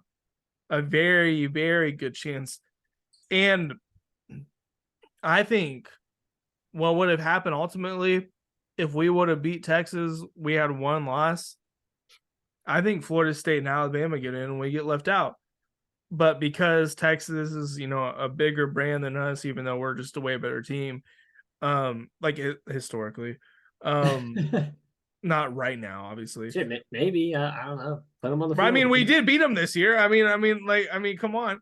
And then you have Alabama. They're bigger brand, obviously. So we're not getting in, and you guys would probably get in because you're undefeated. But it's Yeah, just like, wow, if we would have beat Texas, this whole thing, or if we would have beat Oklahoma State or Kansas, this whole thing would be way different. I'm still Um, blaming Auburn. I think Auburn's the biggest one to blame. How the There's fuck does that happen? I'll say it again. How the fuck do you not stop a team on 4th and 31? You're backed up to the end zone. It's not like they can go over you. What are you doing? and the thing is, like, what makes me so annoyed is like I was rooting for Texas in this game, but like, dear God, if I would have known this was gonna cost Florida State a playoff spot, I would have been rooting for Oklahoma State. You know what I mean? It wouldn't And have like, fucking. It wouldn't have mattered. It would have just made you more pissed off. You've been like, damn, we. You know what I mean? I mean that I think I said this at a point. I think I said it to a couple of friends after OSU or beat BYU. I was like, if I ever wanted OSU to win, they would lose. So it really doesn't matter. Yeah, it does. That's what rivals are for. They're there to lose when you need them to win, and then they'll beat you at the worst possible time for your program. Really, just Uh, ruin your fucking season. we could go into Heisman top five. At five, I have Jordan Travis. I Yeah, know me he hasn't too. played in a couple of weeks, but I mean, if he's that important, might as well have him on the Heisman list. 20 He touchdowns, 2 interceptions. That's a great ratio. might as well be at least invited as a honorary. Like, fuck, man. Uh, yeah, I've seen some shit that was like, even if he wouldn't have got hurt and we still won out, we still wouldn't have got put in. Like, I'm always a little hesitant to like believe that because we wouldn't have that Florida game wouldn't have been close. We probably would have scored more on North Alabama. And the Louisville game wouldn't have even been that close. We would have blown the fucking doors off Louisville. They might not have even scored. I'm honestly convinced they only got the 6 points because our fucking defense was on the field the entire game, and they still held them to six. So I don't think that's reasonable to believe if he was still healthy or No, if I he was think if he still was healthy, you couldn't make that argument. no, I absolutely think not. I think they would have wanted to, but I Yeah, don't think they could have at that no, point. I don't either. So I don't see that holding any water. But This and what really broke my heart was seeing Jordan Travis's tweet where he was like, "I wish I would have broke my leg earlier." Like it's such a ridiculous thing that we're at this point where a player is wishing he would have broke his leg earlier yeah, so his team could have made it. man, honestly, like Jordan Travis is probably one of the most selfless, humble, best college athletes I've ever seen. Coming in, getting booed by his own fans, struggling, persevering through all that, and then coming in, leading our team to a undefeated season as a senior, only to break your leg on senior night in a almost meaningless game that he probably didn't even need to be playing in.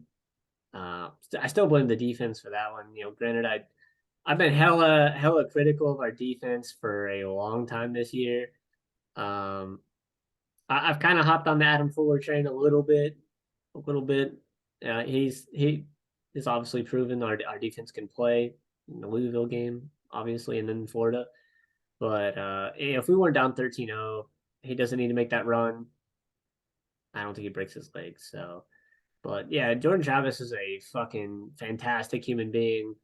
Whatever NFL team drafts him is gonna get a really good guy, really good player, real selfless teammate.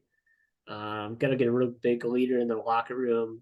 Whether or not he's the starter or a backup for his whole career, wish him nothing but the best. I hope he lands in a good spot. With his injury, he's definitely not going in the first round anymore. I imagine he drops to like 3 or 4. 34, yeah. At that point, I hope some good team takes a shot on him. I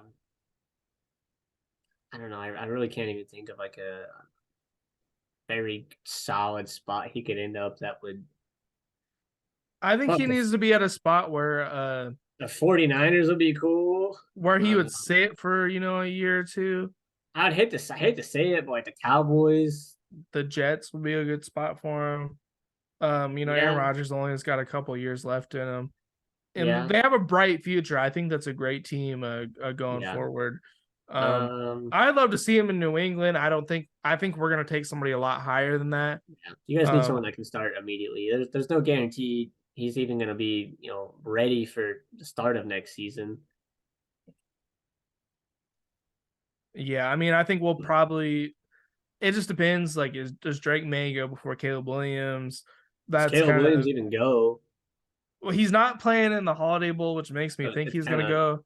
But I don't also, think I he think played in the Holiday Bowl regardless. That fucking the bowl games don't fucking matter at this point. I think everybody, all the teams should be like, yeah, we're not fucking playing in our bowl games just to be like, fuck you. Every team should just band together for the injustice that was done upon us in Georgia. yeah, I mean, I could also see Caleb being like, well, by the time the Holiday Bowl comes around, we don't know who's actually going to have the number one overall pick. So I'm just going to not play. And then if I want to come back, I'll come back. And I hope I he come. I want to see more players come back because you can still make money Yeah, and you don't have to go to some shitty team you don't he's want gonna to make go more to. money as a college athlete than he would on his rookie contract. I'm pretty sure. Oh, I'm 100% sure. Yeah, Could be absolutely. mistaken, but yeah, I don't think I don't see he's coming back. But Yeah. yeah, Jordan Travis Heisman can't I be. got Marvin Harrison Jr. at 4. Yeah, I Uh, got him at 4-2. Do you see he might be coming back? he also said because he really does not like losing to Michigan. Apparently, It, and I it get it it, it makes no sense for him to come back. Literally half of fucking Ohio State's teams entered the transfer portal. Like like half. but They've been absolutely ravaged just like we have. there's a good chance. I wouldn't say a good chance, but there's a chance. I mean, Dylan Gabriel's favorite to go to Oregon. Um, but Ohio State's an option for him. If they get Um, Dylan Gabriel, and if he really, really just wants to beat Michigan, that's all he fucking cares about. Run it, because Dylan Gabriel's a goddamn whole continent better than Kyle McCord. I feel bad for Kyle McCord a little bit because I don't think he's like terrible. I just don't think he meets Ohio State's standard. Nah, And there's a big difference between being terrible and not being great. And then yeah, that he just doesn't meet that standard. But I mean, if you look at Marvin Harrison Jr., 14 touchdowns, 67 receptions, 1,200 yards. That's a great season. yeah. He Um, has zero chance to win the Heisman. If he had like 2,000 yards and like 20 plus touchdowns, okay, okay, cool. yeah, only 4 people could be invited. So unfortunately, Jordan Travis didn't make it. These Jaden Daniels, Michael Penix, Bo Nix, Marvin Harrison Jr. are the invitees. Marvin Harrison Jr., in my opinion, he has the lowest chance of Yeah, winning it because he didn't I play in a agree. conference championship. Um, I love this. I love this guy though. I think he's a fantastic player. Honestly, I wouldn't be mad as a Patriots fan if we drafted him at number 2 overall. If that's what we end up having, I'd I rather. don't need a fucking quarterback desperately. Well, they're saying Penix might slip to the second round, so I'm What? like, that's what they're How? saying. I'm like, if Penix is slipping to the second round, I say take Marvin Harrison And Jr. then trade up to get that first, second round pick. And yeah, and take Penix second round, Oh or my god, you guys would be fucking insane on offense. that's what I'm saying. Or I mean, I wouldn't even be mad if we took like a Jordan Travis in the second round, or you know what I mean? Like, Yeah, he might not play first couple games, but actually, I wouldn't let him play at all the first year. You run I another year mean, with Mac Jones. Fuck it. I Hank, was you'd have I another bad season. You get another great draft pick. You'd have fucking Marvin Harrison sitting out there, Jordan Travis ready to come in, be a second year starter, and you could take another badass wide receiver, a lockdown corner, a fucking great left tackle. Sounds good to me. You just got yeah, what one more bad year you guys got to endure. yeah, I would say just get rid of Mac Jones and start Bailey Zappi. I know Bailey Zappi Fuck it. hasn't been good. I haven't checked the stats for tonight's game. I You guys didn't even might care to I didn't even care to put it up on my you gotta screen start Bailey tonight. Zappi. You might guys not win a game at all. You guys might get the first round pick. Oh my I mean, god, you guys are winning. It's Bailey 21 to Zappi's 10. better than Mac Jones. Like I'm telling you 21 to that. 10. I told. against I mean, Mac Jones sucks. Bailey Zappi's better, but he's not like a long term solution. against that Steelers defense. He's 14 for 21, 196, three tutties. That's what I'm saying. Like he's not bad. Like he's a. I feel like he's a good, solid backup. And I think we And could run with him for maybe 1 year. 1 year, if that's what we need to let Jordan Travis develop, get fully I, healthy. I would love to have Jordan Travis. I would hate to see it Obviously, because I hate the Pats, but I would be happy for him to go to a organization like the Pats. you got to be honest though. You hate the Pats a lot less now that we suck. Like, you got to be Yeah, yeah, honest. absolutely, absolutely, absolutely. Um, Honestly, as soon as Tom Brady left, I was like, cool. I like Tom Brady now, and I don't hate the Pats as much. That's it was just I get why people hated us because I mean I've hated teams like Golden State Warriors, for example. I hated them for a long time. And then when KD left, I was like, you know what? I like these guys. Like Yeah, not so bad. they all right. Yeah, Um Bo Nix is my number three. He had a fantastic season. Um yeah, he he really did. I've seen all kinds of things for his draft stock. I've seen first round, I've seen Hey, third yo, what you round, got going on there? pictures of Lily Leave, Oh, I'm fans in in. awe. Check it out. Just kidding. Taylor Swift got herself a new jet for a tour. Who cares? Rob Gronkowski chooses these shoes. Um, Might have I to don't get those. know. I don't know what's going on here. Oregon's playing Liberty in the is it the Fiesta Bowl? Yeah, the Fiesta Bowl. But yeah, I mean, look at this man's numbers. He's got 40 touchdowns to 3 interceptions. That's an amazing Yeah, ratio. Um, outstanding. Not a huge fantastic. Bo Nix fan, but yeah, he had a fantastic year. He should definitely go in the first round after this kind of season. Um, if I don't know Dylan why he Gabriel does wouldn't. does replace him, I would love to. I hope Bo Nix and Dylan Gabriel develop a relationship where it helped Dylan Gabriel out. Kind of make that leap that Bo Nix God, made. if Dylan Gabriel goes to Oregon, I wish nothing good for that team. I I well, don't wish anything bad on Dylan Gabriel. I just wish nothing good for the team. I don't. they'll be my second my second favorite team next year. I hate Oregon too. I've been the biggest Oregon hater this whole season, If I see you wearing but Oregon Duck shit, I'm gonna fucking be very upset. no, I will never do It'd that. be like Silas rocking the Oregon Ducks socks and the sweatbands and the sleeves I and hope he all doesn't go kind of there. shit. Like I'm hoping he goes to my ideal situation for him would be Florida State. Obviously, I don't think that's really a possibility at the I don't think moment. he's considering us at all, which it doesn't.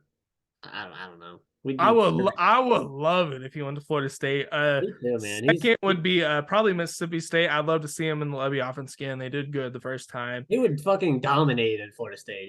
We would have another undefeated season and we would run people shit in the playoffs. He's the perfect at UCLA. I'd love for him to go there. I love UCLA. USC is being considered. I'd hate that. Um, I don't want to see He's him go going to to Lincoln Oregon. Riley. He's going It's to gonna it's Oregon. it's gonna be Oregon or Ohio State. I'd say is probably like the Isn't he second. from Hawaii?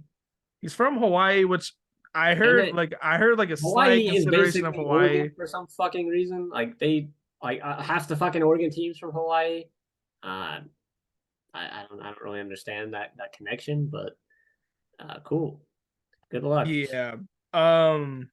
Then we go to Penix, number two, obvious. Or is he your number one? He's my number one.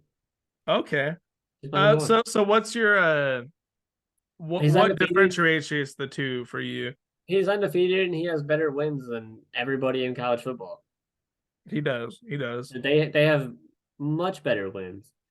He's had two down games. It was rain games, Arizona State, Oregon State. When it's not raining, the man's cooking. Hey, So if you remember last week, I said because they're not playing in the rain, he is gonna win the Pac-12 championship, yeah. and I was right. So an NFL team, if they play in a dome, draft Penix, and you got your guy. But if you're like the Packers or something, don't draft this kid. You know what I'm saying? Like the Saints, man, the goddamn Saints need him. Like Falcons, you pick him up. I don't Yeah, know who else plays in the Saints, Falcons, Cowboys. I mean, Cowboys don't need him. or you playing Uh, on warm climate like the fucking the Dolphins, they don't need a quarterback, but like you get what I'm saying. 49ers, whatever the fucking case may be, like you play or the Texans, but they don't need a quarterback either. Fuck, I don't know, man. Whatever.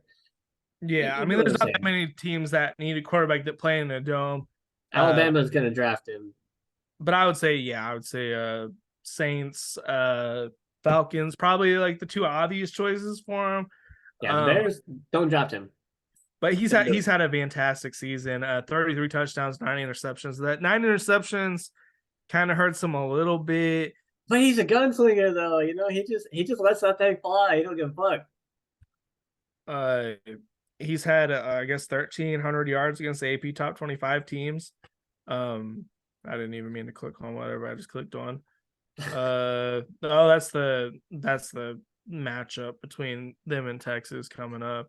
I really don't care to hear about that, so I'm gonna back out of that. Just go back to his page.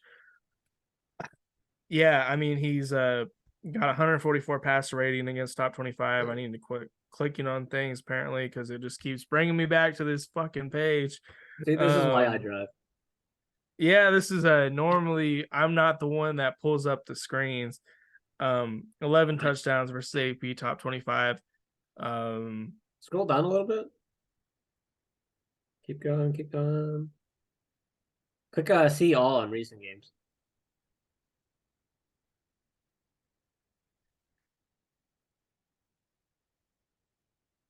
Like even his like down games, like the Oregon State game, he still threw for 204 and two touchdowns. The down game against Arizona State's like really the only weird outlier, but he still threw for 275. And he'd have two great games. yardage, yeah. I mean, So almost he's had one game with multiple interceptions. That was that game. It was raining. Raining at Oregon State. Didn't throw an interception there, but he almost is good for an interception every game. But like, look at his attempts. He's almost throwing the ball like an average of 40 times a game. Like you're bound to throw an interception at that point. yeah. I mean, they Um, keep kind of forcing the pass with him, so he's I understand he's that. probably averaging like a 67% completion rate, something like that. Which I mean, it's not great, but with the amount of times he's throwing the ball, but granted, like I get why he could potentially slide in the draft. Like he does have a outstanding receiving core, and his He's lefty completion. is also, yeah. He's a lefty, and his completion percentage isn't drastically that high. Like looking at that Utah game, like he threw for 332, but had a 57.1% completion rating. He didn't throw an interception though, so that's a positive. So like, I don't know how NFL teams or scouts value completion percentages, and him being a lefty. Honestly, I think that's a positive for an NFL team having a lefty quarterback. Um, Not so much more as like like having a lefty punter. I think that's a little bit more valuable Yeah. with the way the ball is spinning and shit. But lefty quarterbacks, like you almost have to like plan different with them because they throw different.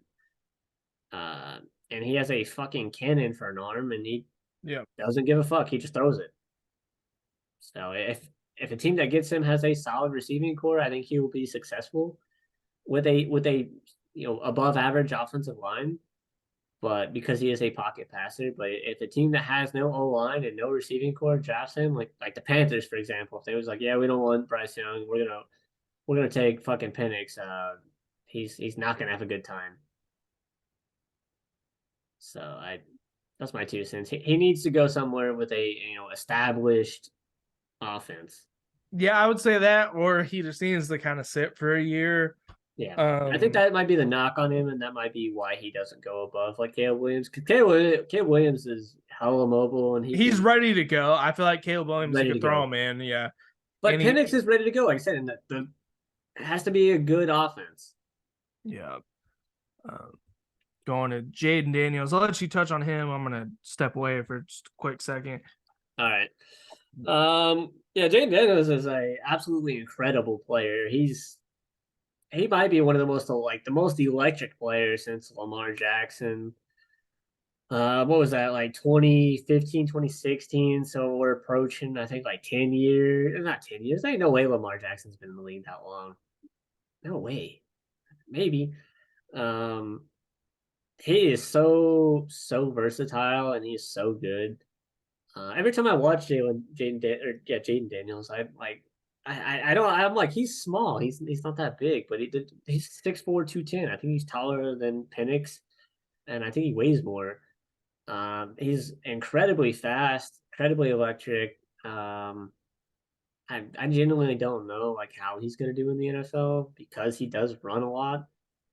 So unless he's able to, find a way to, reinvent running in the NFL, like, traditionally running quarterbacks don't do super well consistently if that's what they like to do a lot. But Jay Daniels is also a, outstanding passer, so he doesn't even need to rely on his running. So like I don't think NFL teams need to worry about like, oh, we don't want to take him because he only runs the ball and he can't pass. But like that's not really the case because he can pass too. He don't even need to run. He just chooses to run because it opens up the offense and he's absolutely killing defenses. So, um, yeah, I don't know how he's going to shake out in the NFL. I wish nothing but the best for him. I really like Jaden Daniels. Even I was absolutely terrified to play him the first game of the year. Absolutely terrified. I I thought think he I was think going to. he'll be really solid. I mean, six Yeah. foot 210 isn't small. I know he looks No, small when you watch him on that's TV. exactly what I was just saying as soon as I opened with this. I was like, he looks small, but he's not. He's bigger than Penix. And Penix looks big as fuck for no reason. Yeah, he Um, looks skinny as hell. Like you would think he's like a really tiny dude, but I mean yeah, he's 210 pounds, 6'4". That's a pretty decent sized guy. He's fast. he's He so can throw electric. Like well. there hasn't been a dude like this since Lamar, and that was almost like what 10 years ago. Like it was probably 8 years ago. Yeah, Not 2016. So I mean, yeah, about 8 years ago. um, Yeah, 40-4. I mean, that's a so yeah, he could be the new Lamar Jackson, but I think he's better than Lamar Jackson. I think he passes way better than Lamar. He might not be the same type of runner as Lamar. Uh, Maybe not as good or as fast. I could be wrong. He could be better. I don't traditionally just watch LSU and Jane Daniels or Lamar Jackson and the Ravens. I don't even like the Ravens, so I tend to not watch them. But he could be the new Lamar Jackson. He could be better than Lamar Jackson, like 2.0. But he could be the Mike Vick 3.0 because Lamar is 2.0. Um, he's just gotta be careful if he's gonna run a lot because teams are gonna figure it out. Um, build a defense. As soon as somebody figures it out, it's gonna be all of the NFL, and they're gonna run that same type of whatever was the key to stopping him, and that's gonna be the new norm when you play whatever team he's on. So if he's having to rely on his legs to win games, that's not going to last very long. It might only be that first year.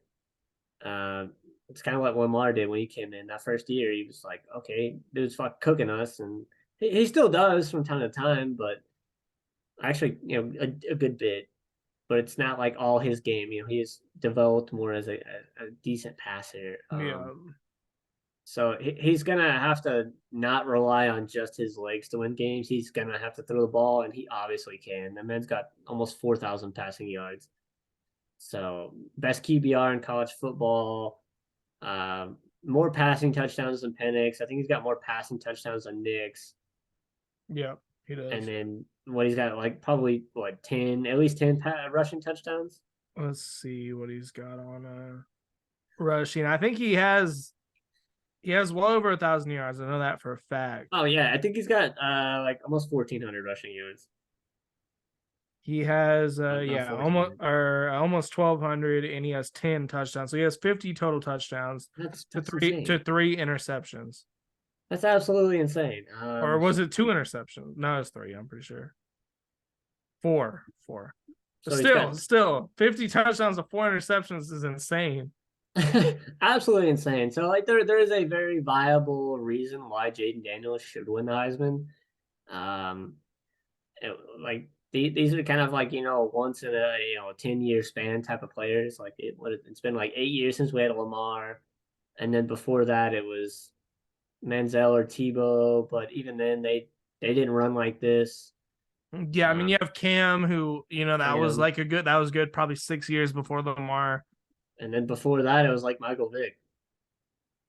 So it's like Yeah, you've had like 4 or 5 dudes before Jaden Daniels, kind of like similar level. That's not very many, considering how many quarterbacks come out of college football every year, and how many get drafted every year, or go undrafted and still end up on teams and end up on taking fucking roster spots and whatnot. So yeah, I don't know, man. It's I feel like it could be 50-50, but because you take either of these dudes, Jaden Daniels or Penix, off their team, and Washington's not undefeated without Michael Penix. It's just not happening. yeah. I mean, And then you take Jaden Daniels off LSU, and they win 2 3 games. I think we ran through that scenario, last week or the week before. I think we did the same thing with Washington. They ended up with, in our opinion, about the same record. yeah, I don't think. Honestly, for me, like I picked Jaden Daniels above Penix, but for me, this is really a coin flip. Like when Yeah, you take in the two resumes, the Penix wins that he has against another Heisman candidate, then like Jaden Daniels has all these rushing yards and he has these rushing touchdowns, and it's one of the best seasons we've ever seen. I don't know. it's I weird. It's wouldn't be tough. mad with either as long as is one of these two. I don't care. I Uh, ultimately think it's going to be Penix due to them being undefeated, yeah, having bigger wins. that's kind of who I'm leaning towards, but If Jaden Daniels, if they would have beat Bama, he probably would have won it. this is the first time in a while that I actually don't know who's gonna win. Yeah, you normally know. last year I knew it was gonna be Caleb. Like I don't even remember who won the year before, but I'm pretty sure I knew who it was. It was Bryce Young. Yeah, everybody knew Yeah, it was gonna be him. This year it's tough. It really just it's a coin flip. it really just comes down to like what you value more. Undefeated record with really good stats, or 4 losses with outstanding stats and running back rushing numbers. But I think I looked it up. He's like, if he played running back, he'd be the 12th best running back on yards. Yeah, I think we went over that at least a couple times this year where he was one of the best He rushers would in be the a top entire 15 country. running back. Like that's Um, insane. That's absolutely insane. So I don't know. We both have our own number one. I think I'm just a little bit more on the Washington and bandwagon. But honestly, I think either one of us would be cool if the other yeah, one for sure, for won. sure. I like both of these dudes. I I don't really like. think we're like in a severe argument about it. I think we both know it's a coin flip, and whoever Yeah, wins is. absolutely not. So it'll be cool. I'll probably tune into the ceremony. There's ain't much else going on Saturday. I think it's the Army Navy games on Saturday. It's at 2 o'clock, which I will watch because those Navy uniforms look sick. They always have fire ass uniforms for no reason. Who do you like more? I'm personally a Navy guy. Who do you like out of the two? I'm going Navy, but I want to say I think Army's traditionally like the winners of this game. That could be completely opposite, but I think Yeah, Army Navy will I'm win. I'm not sure, but your brother's in the Navy though, isn't he? Yeah, So yeah, you kind of have like a little bit of an interest there. yeah, for sure. I don't know. Yeah, it'll be a fun game. I don't know if I'm gonna watch it. It really just depends what I have going on Saturday. That's literally like the only college football game I think on Saturday. Yeah, that's the way they do it every year, so everybody Yeah, watches that game because it's the only game that's going on, which is mainly the reason I'm watching it, just it's because cool. I I love love that that's the football. case. Did you see Belichick's the gonna be on game days, the celebrity guest picker? That's awesome. I'm not watching that shit. I hope he I hope he stays with us. I hope he doesn't get fired. I'm not Um, watching game day anymore. I don't blame you. I'm not watching ESPN nothing. I ain't watching it. There ain't no point. Watch a Big Noon. Yeah, they don't talk about us, so I watch them. Yeah. We'll go Oh, into the team talk. We've talked a lot about Florida State, so I'll briefly touch on the Oklahoma Sooners. yeah, you With guys ain't what got too much other than like transfer news and shit. try yeah, that's basically what I'm about to go into. So Dylan Gabriel's gone. That's the that's the big news. I think that's the biggest news. Yeah, Dylan that's Gabriel's gone. We have Arizona coming up. It's not on our schedule, but Arizona's a great team. good luck. That's all I gotta say, man. That was Um, like we talked about that. That was like the one team y'all didn't really, like, in our opinion, that we like y'all didn't want to pull. And fucking sure enough, honestly, man, I think it's kind of good for y'all. I mean, at the end of the day, it might not, score line might not be good for you guys, but like getting a team like that. Granted, you guys aren't going to be the same conference, so like if you guys were staying in the Big 12, it could be a lot more beneficial. But it's gonna give Jackson Arnold a really good team to play against. If I'm assuming he's gonna play. I he's don't know this what he. because you can't play in the bowl game after you enter the transfer portal, Yeah. so it's gonna be Jackson Arnold. So I don't know why he would sit the game out and they let Bevel play. That just wouldn't make any fucking sense, especially if he's gonna be the starter. So yeah, he's pretty much going to be locked in to be the starter, in my opinion. So it's going to be a really good team for him to start his kind of like, this is my team. I'm gonna go out here and play this bowl game and play this really good Arizona team. So I think it's beneficial for you guys in that aspect. Also, all the other players that are gonna play, that's staying on the team and not going to the NFL. It's a lot more experience playing in a really good team rolling into SEC play next year. Um, I if Fafita plays, I don't think y'all win. Oh, he's I, definitely playing, and it really just for me, it depends on this man right here, Jackson yeah, Arnold. How does he play? Um, I don't know. I think we'll probably not win this game, but I'm really just curious to see how does Jackson Arnold yeah. respond? Do I we think play that's close? I think that's the biggest thing for you guys is getting a good look at how he performs because everything I've seen from him has not been kind of what He's we. had all this hype behind him, but yeah, like you Yeah, said, the it's not meaningful lived time he up. had in BYU, it didn't look good. But like if Jackson Arnold comes out and throws 350 and 4 touchdowns, and even if we lose, I feel pretty good going into next year. Um, I can't see it. 350 and 4 touchdowns is crazy for I a mean freshman. that's just like a number I'm throwing out. Yeah, I mean, that would be fucking awesome, and I would be happy for you guys. Like, okay, y'all got your dude. The BYU game was just a little first game jitters, but it's definitely not going to be easy. And even if you guys do get absolutely just dominated, as long as he's still going out there and trying, like that's just gonna be kind of fuel to his fire. I would say, it's gonna kind of motivate him to like, all right, we this fucking off season, we can't be playing like that going into the fucking SEC next year. Like that can't we can't be that team. So we got to figure fucking something out. It's gonna give Venables a little bit of an idea of what he's got on the defense compared to what he had rolling into this game. I honestly, like, win or lose, it's really beneficial to you guys to pull a really good team like this. Um, I think it would be detrimental to you guys if you guys pulled some sorry ass team and you guys just fucking bullied them. yeah, I mean that's what I'm saying. And I mean, here's the thing: there's two like scenarios that could have happened with Dylan Gabriel. Either Dylan Gabriel got forced out for Jackson Arnold, which that's kind of looking like it's the case. Yeah, Unless Dylan Gabriel goes to Mississippi State, then that tells me Dylan Gabriel just didn't want to change systems and he wanted to yeah, stay in Levy's system. So this is like a defining moment for Venables, in my opinion.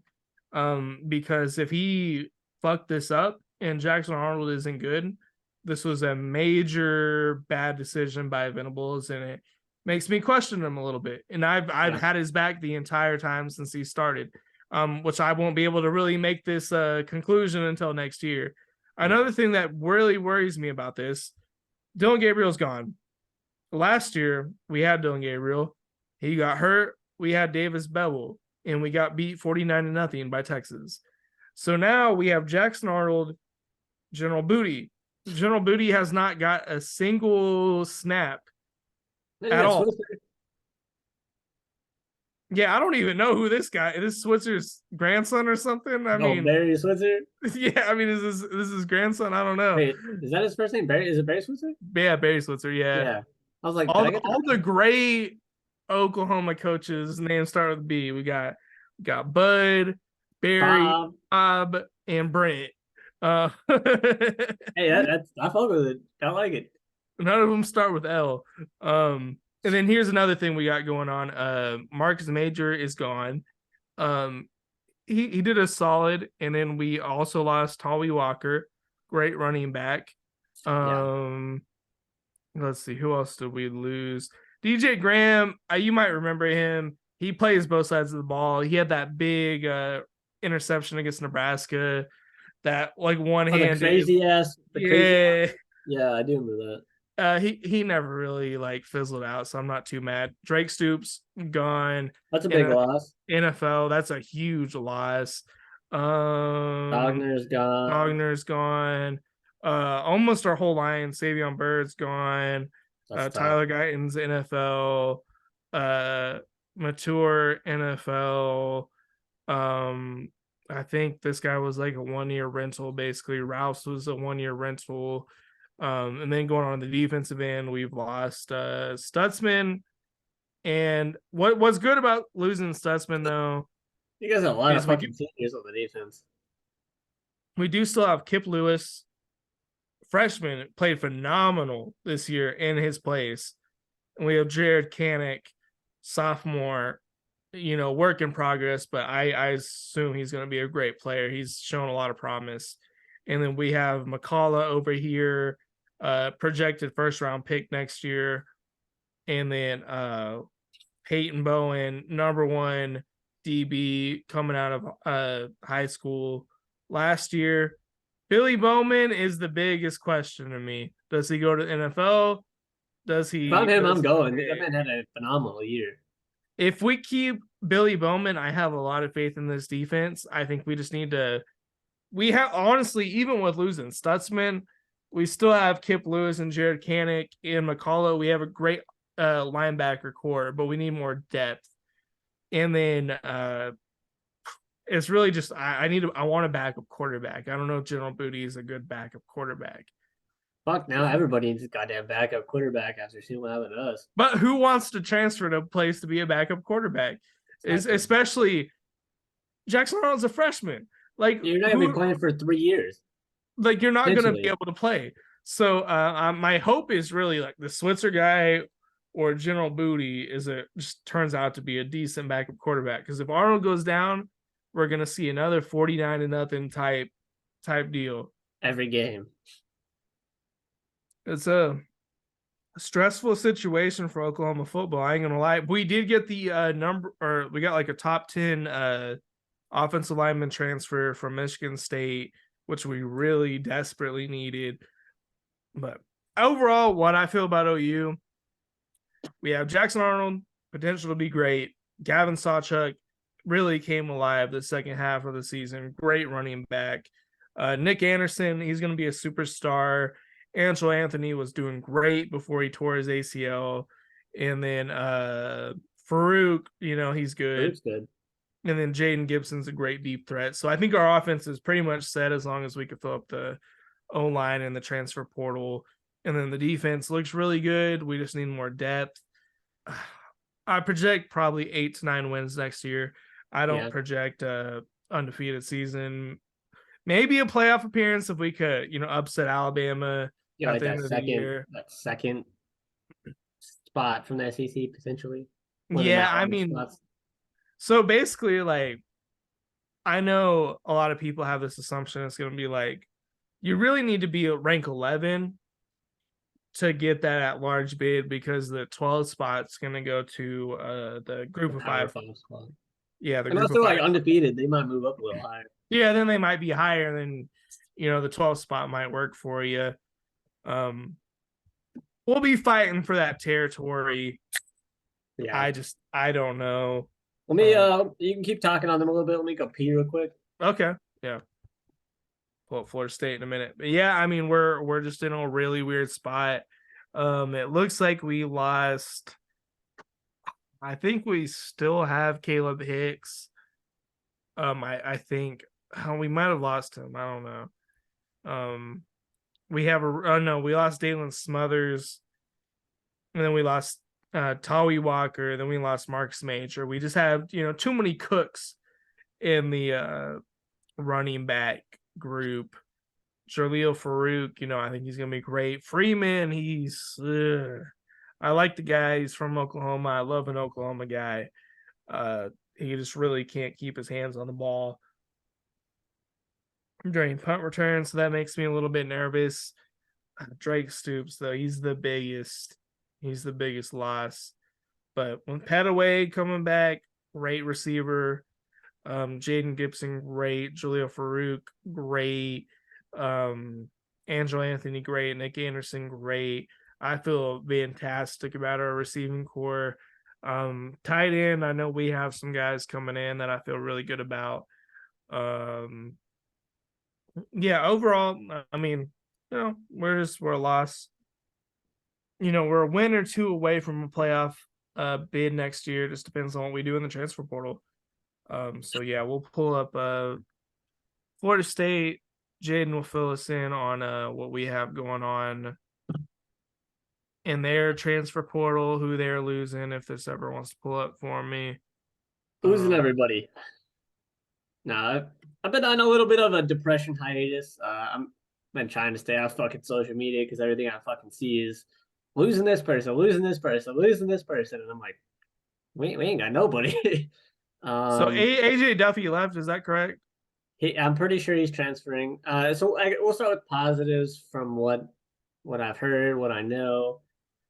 Um, Still have our head coach. He's not leaving, so that's cool.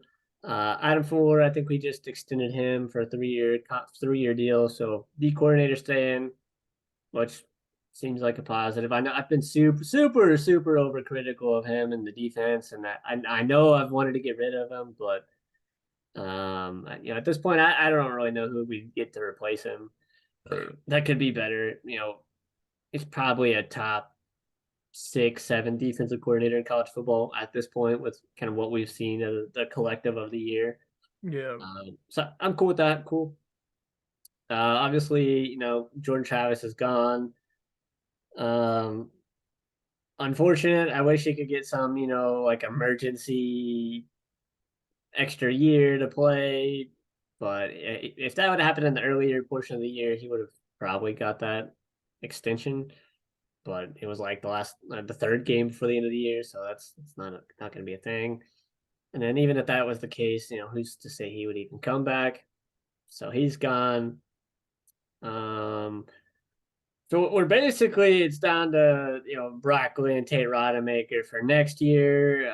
It's looking like it's going to be Tate's team, but Yeah. there's QBs in the works in the portal. I don't DJ think we're. Uigungule, I mean, It's basically, I think him and Cameron Ward from Washington State is kind of like the two we're targeting.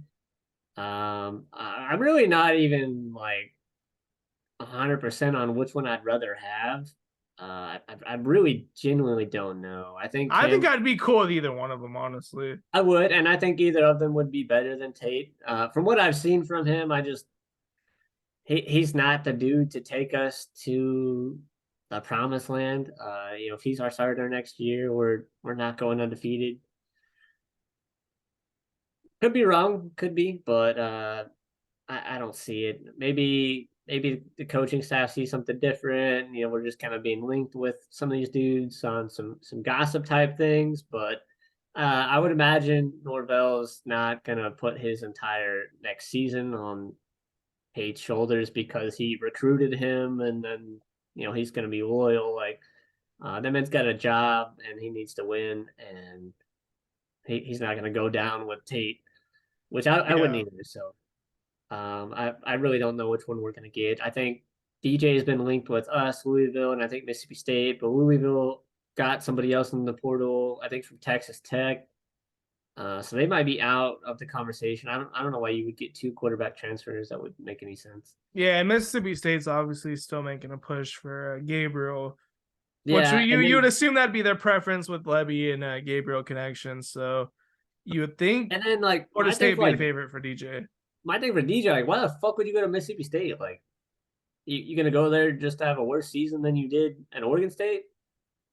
Like, it just doesn't make sense to me. And unless he just really knows Levy and loves the system, like cool. I mean, if you think he can get you NFL ready and you can have a good year, by all means, go ahead. Um, so we're not even solid on the QB spot next year. Benson's gone; he's going to the league. So we're rocking with Rodney Hill, Holmes. I think Toafili might be transferring. That'd be a pretty big loss. Yeah, no, like I said, we are fucking like at this point up shit's creek without a paddle, Yeah, due Keon to Coleman's transfers. NFL. But we do have I want to say one of the top five running backs coming out of high school, 5-star recruit. So I imagine if Toa Thiele leaves and Benson leaves, it's going to be a Rodney Hill and Holmes duo with the freshman potentially taking the job. I haven't seen anything out of Hill or Holmes that kind of Singleton's. I feel like he's been in a couple times, and he's yeah. shown some promise. You just don't know with him yet. Yeah, like out of those three, it's like none of them have really kind of solidified the job. But like wide receiver wise, Burrell has pretty much not played. Coleman's gone. Ja'Kai Yeah. Douglas is okay. I'm pretty sure he's staying. I don't think he's transferring. Gidris has not played at all. Destin You guys Hills, have so many receivers. Jesus Christ. yeah, we have a lot. Wilson's gone, obviously. Deuce Span's solid. He's really fucking fast. He's our kick return specialist. He doesn't play a lot. Um, who was above him? I just lost it. Po- Poitier. I think he's staying. He's pretty good. Hakeem Williams is our freshman, like 5-star receiver. So I imagine it's gonna be him. I think we are potentially flipping a 5-star receiver from Ohio State. Might be mm. the number one receiver out of college or out of high school. So it might be a mix of him, Hakeem, and probably like Poitier. Uh, that's I'm imagining what our wide receiver core is going to look like. Which I honestly I think our entire team's going to be freshman heavy. Um, I think you I'm, guys hit the transfer portal hard too, as well. we definitely are. Jaheim Bell's also gone. He's going to the league. Mm. So that leaves us pretty much Marquiston, Douglas, and Morlock. If I was the shot caller, I'm running Morlock. That man's a just mismatch at 6'6". He's very big. He's just not that fast. So that's what we're rocking on tight end. I think we're losing three people off the O line. I think two to the draft. I think one's transferring. So we're gonna shore up wide receiver, quarterback, O line. We got some remnants on the tight end running back spot. I think we'll be okay. Go to the defense. That's where we're fucked. You guys got a lot of O line and shit. Defense. Let's see what we got here. All right. Farmer, he was one of the projected transfers. So I will say, so Jared Verse and Patrick Payton were like kind of the leaders of the defense. Obviously Jared Verse is going to the NFL. So Patrick Payton, I think, is a sophomore this year, so he's going into his junior year, if I'm not mistaken. He did enter the transfer portal briefly, and then I guess walked that back. He probably passed him. He's a defensive end. Sam. There's Burst. Let's see. Yeah, there he is. Yeah, Yeah, he's a he's sophomore. sophomore. So I'm assuming they're working something out. He's staying, so he's kind of rolling into that leader of the defense. I'm hoping he can walk back some of the transfers that we're losing. Braden Fisk is going to the league. Fabian Lovett's gone. That was like pretty much our entire like starting defensive line for the most part.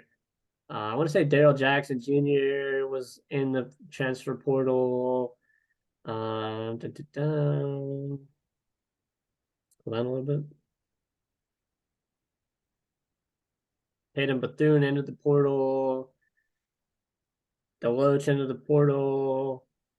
DJ Lundy entered the portal. Those are like our starting linebackers, all potentially gone.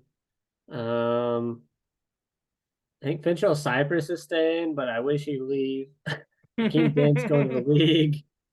I think Renardo Green was our best corner. He entered the portal. I want to say Conrad Hussey. He was solid. I think he's gonna play a bigger role if he's still staying. Jerry Jones is going to the league. Kevin Knowles, I think, entered the portal or declared for the draft. Can't remember. Azaria Thomas, I think he entered the portal. Grady Vance, I think, entered the portal. So like our whole fucking defense is gone. Um, That's a shame. if they cannot be convinced to stay, I really hope they do. But if not, yeah, we're gonna be running a pretty much an entire freshman secondary. This We have guy was amazing. Fisk. oh man, he had an Uh, outstanding game. I that sucks. Like that he's a senior. Yeah, uh, that's more Norvell is the transfer portal master, so I am super optimistic that he can, fill these holes. We might have a down year next year. That's what Nick was saying. I think he's kind of trying to talk me off the ledge.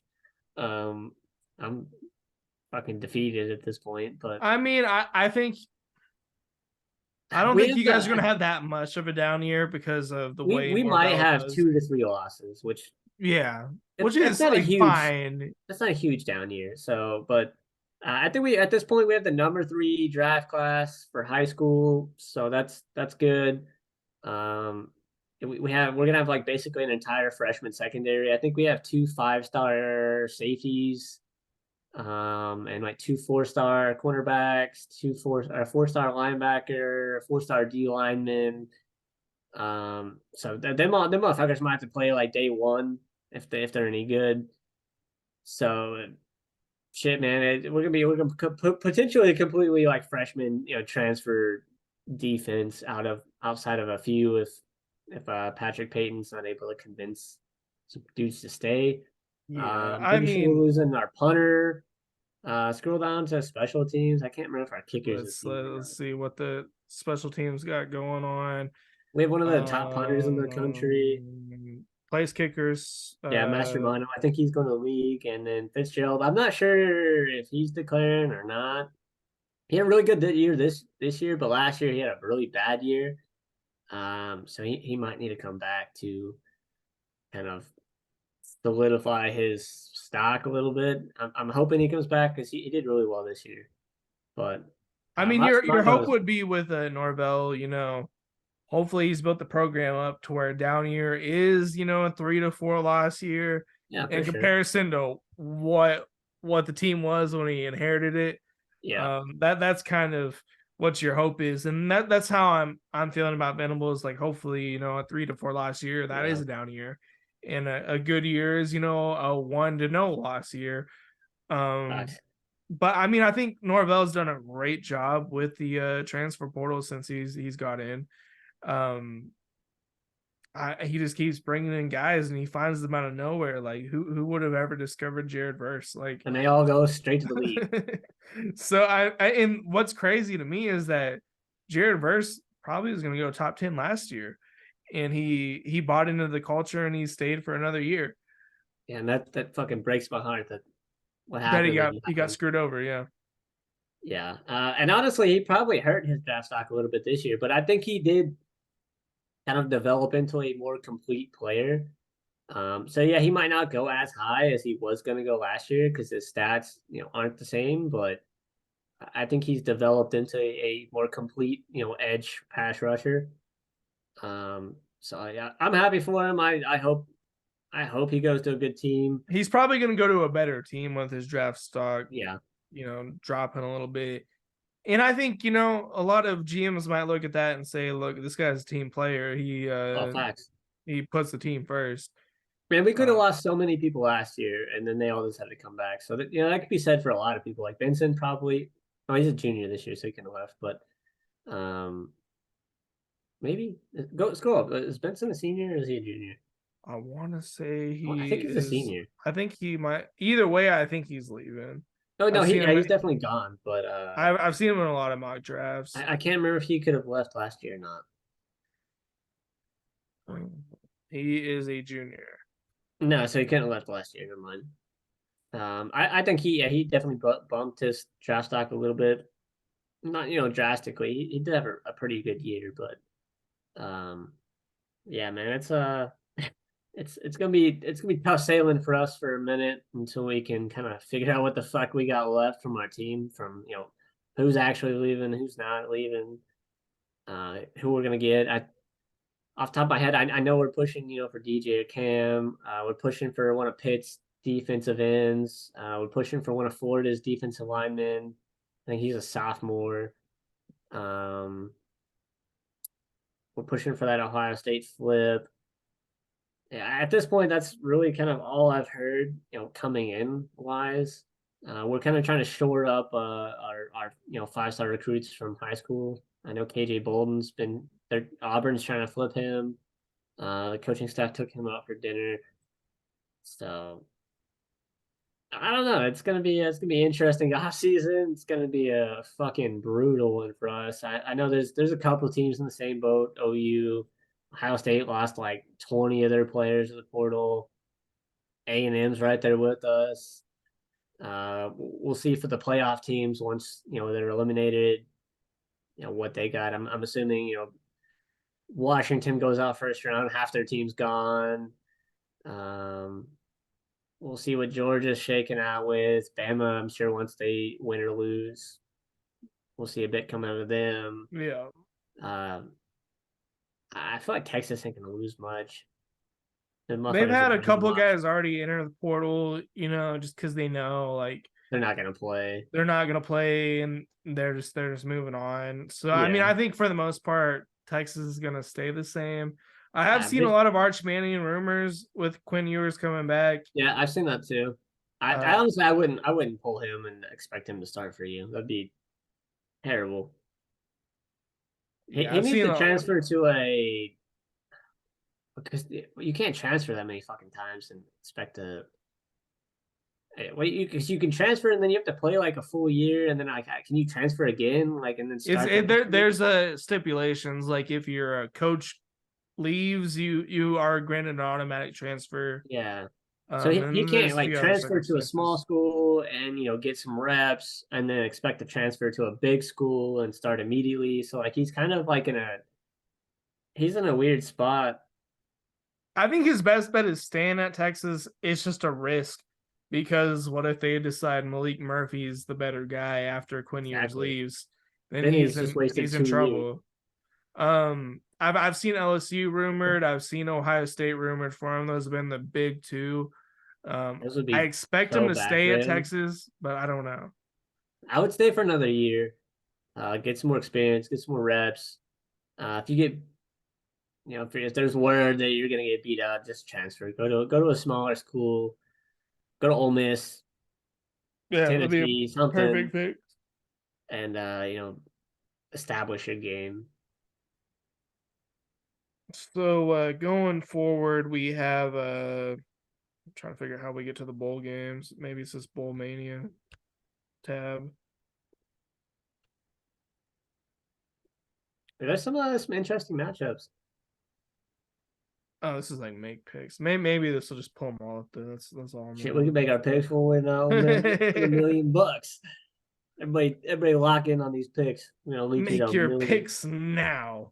I'm in Um, standard yeah, let's just do it. Let's see if it pulls up right. Ohio.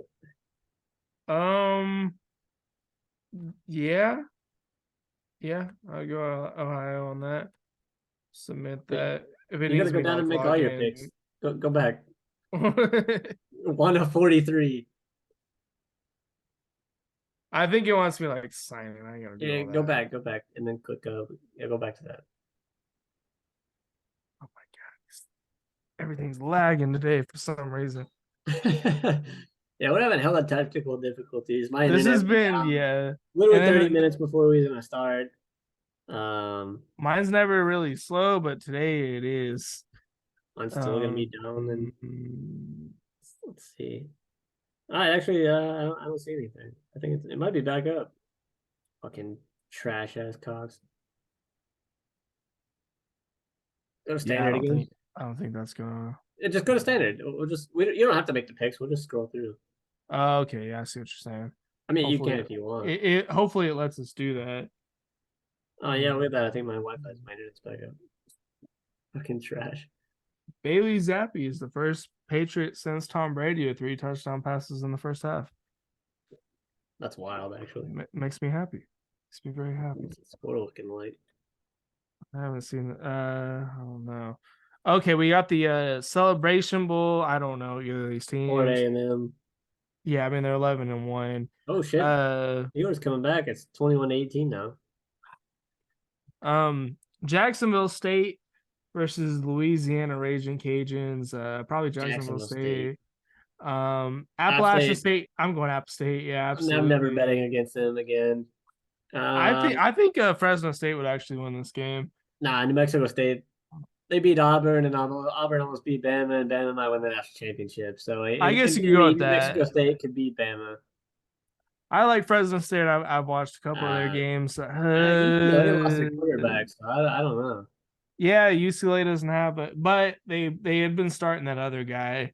And then Um, is their defensive players gonna play? You know, that's pretty much their entire team was their. that's another thing. I don't know if you saw this, but their defense coordinator went to USC. Yeah, Um, it's a crazy fucking swap. Actually, I think I'd go Boise State. yeah, I'd probably go Boise State. This one I'm I'd going, probably go Tech. yeah, Tech for sure. Western Kentucky, Yeah, I'll go with them. I UTSA. don't know. Yeah, we could go UTSA. I would go South Florida in this one. They played Bama pretty close early in the season. Go Syracuse Um, Syracuse been pretty ass, for but sure. Georgia I mean Tech. they're 6-6. Georgia Tech Yeah, is fucking insane. I'd probably go UCF actually. Gus Malzahn. I mean You gotta they go did either whoop way. the hell out of OSU. Played You go us either really way on that one. close. Uh, Um, I'm shit, that's going a. Northern Illinois. I'll go. I'll take the favorite. I'll go Arkansas State. uh, Duke Duke. here. Dude, Yeah, Troy don't fucking stand a chance. I go Um, Air Force honestly. Actually,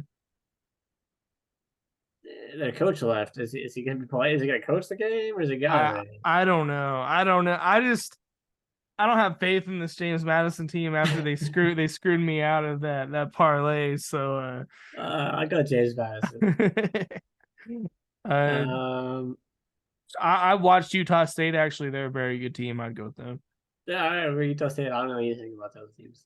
South Alabama, they destroyed Oklahoma State. Yeah, I'm gonna go with them. Utah. Utah, absolutely. I'm going with Coastal here. Yeah, I'll go Coastal as well. They're a great team. Bowling Green actually played Michigan really well, and Minnesota honestly shouldn't even be here 5-7. Yeah, Um, it's I'm gonna go crazy. Bowling Green. Yeah, I'm gonna go Texas State, Bowling Green, Yeah, I would go Texas State going here. UNLV. I'm going with Kansas Jayhawks here.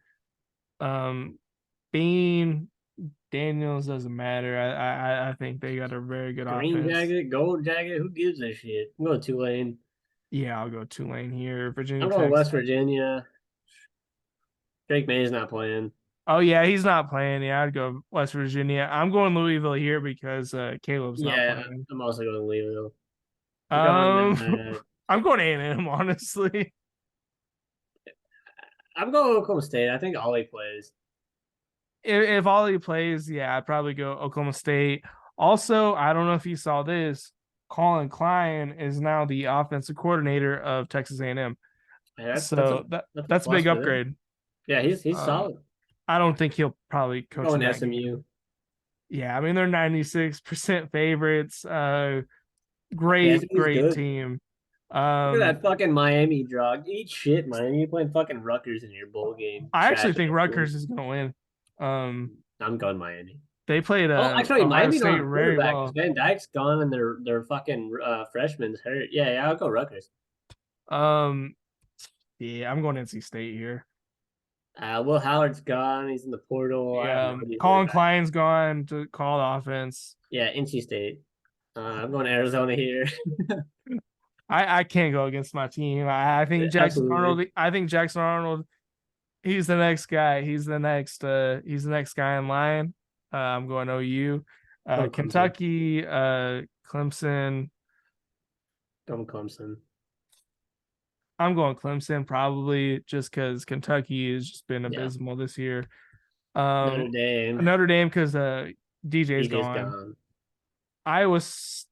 Actually, I like Memphis. Actually, Memphis has played really good the games I've I, tracked. I haven't seen anything about Memphis, but yeah, sure, why not? I'm going Oh, Missouri here. Missouri. No Kyle McCord, Marvin Harrison Jr. most likely not playing unless he decides he's going to come Yeah. back. They're missing a lot of people. Missouri is winning the game. I'm going Ole Miss Um, here because Jackson Dart is definitely playing. does Drew Aller play? It doesn't fucking matter. That offense is abysmal. I'm assuming the majority of the Penn State defense isn't playing because half of them go to the league. So Ole Miss, yeah. I'm going Uh, Auburn here. does Tua's brother play?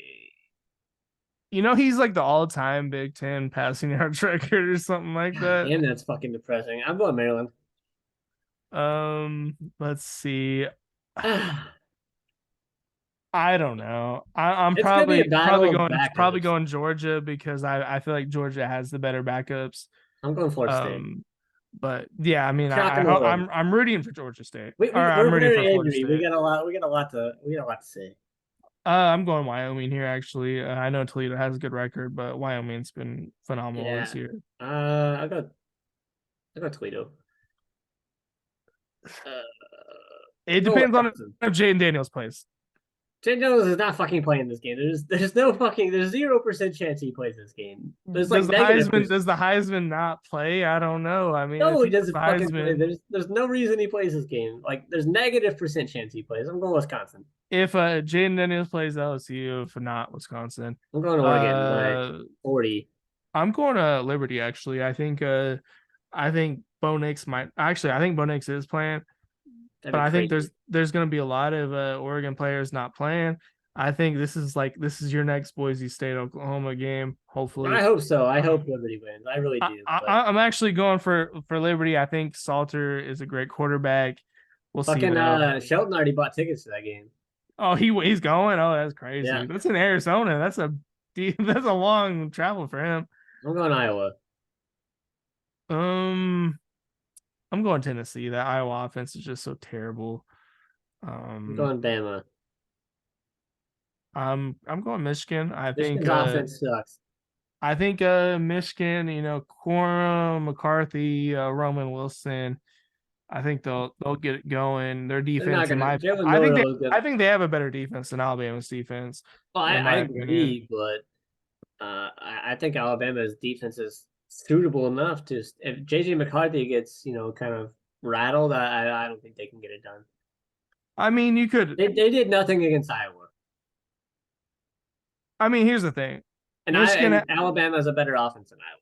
So Michigan hasn't seen a quarterback like Jalen Milrow, no, they haven't. but I Other don't know than if Alabama's seen a quarterback like JJ McCarthy. So fucking every goddamn quarterback in the SEC is like JJ McCarthy. I think JJ McCarthy's all right. I just don't think JJ he's like. McCarthy is just a product of a good team and a trash schedule. Um, yeah, I'm going Michigan, but I could go either way, and I'm going I'm going Washington here. Washington. I think uh I think Washington's just an all around better team.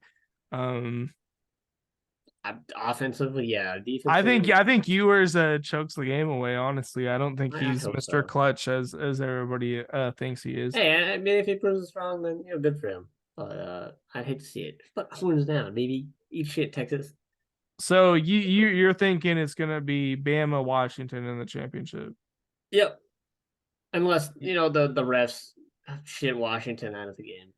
I'm thinking it's gonna be Michigan Washington. So who's your national champion pick? Washington.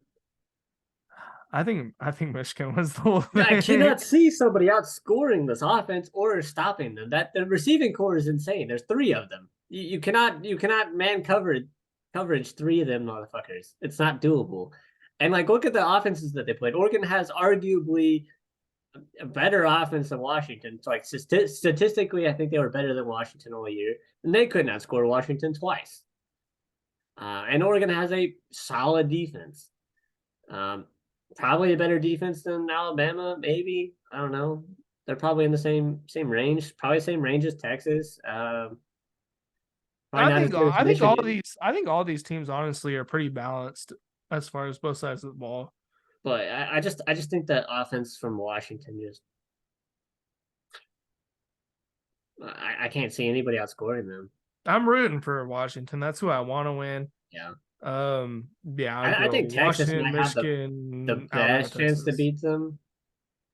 Honestly, if they can beat Texas, I don't see why they don't beat Michigan or Alabama unless Michigan stole their signs already. Yeah,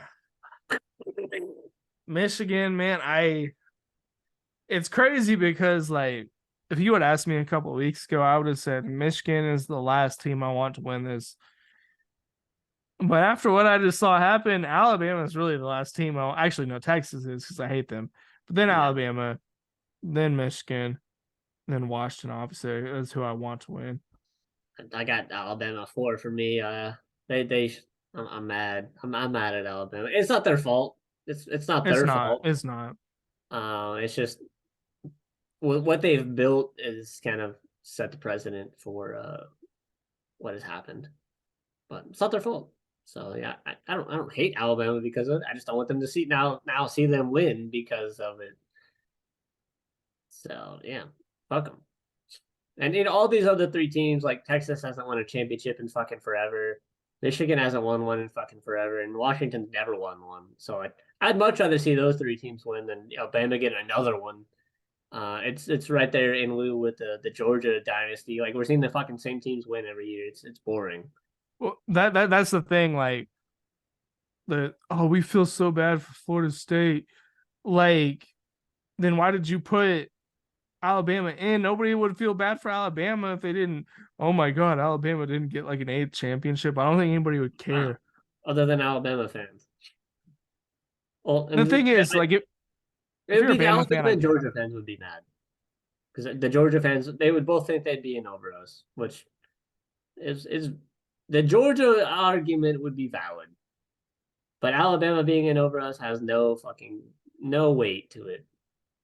Zero, other than them beating the number one team. But like, I don't fucking know. I'm over it. I'm fucking over it. I'm just ready for the season to be over and go die in a hole. This a depressing season. We're pretty much kind of at the end of our episode. I don't know what the future episodes are gonna look like. You know, with the season dwindling down, I'm sure we'll touch Yeah, on we something. ain't got much. Yeah, lined up. So we get one game this Saturday. I don't really Yeah. foresee us making an episode on just a single game. We'll probably we might take a week break. I don't know. Nick and I will probably discuss it, offline. But we might be rolling into our random episodes type schedule until a good bit of the bowl game shakeout. We'll probably do an episode on kind of what's transpired. Maybe we might kind of let it ride until the New Year Six games are about to start. Might do an episode cover everything that's transpired up until that point, and then we might do one cover the four teams that have played, and then maybe another one after the championship, something like Yeah. that. Maybe Um, periodically throughout the off season, make a pop in short, on college football, and kind of yeah, address what's happened. But transfers and stuff like that. yeah, I mean, I just can't really see us being able to do a whole college football episode on nothing. Like, you know what I mean? Yeah, Recruiting. it's kind of it until January, really. After these four games right here, this is like kind of the and then obviously like our individual teams bowl games. We'll probably after those two teams, our two teams play, we'll probably make an episode, recap everything that's happened, and then wait until these four teams play, hit an episode, recap these four teams, and then everything before them, and then maybe one after the championship to kind of wrap up the season. So roughly we might have 2 to 3 episodes left for college football, and in my opinion, we might work something out. Depending on it, if anything crazy happens or Yeah, I would say, maybe towards the beginning of the next year, we'll definitely have a lot. Like maybe we could do like I don't know, like preseason, what Yeah. we think's gonna be, but I mean that's a long time from now.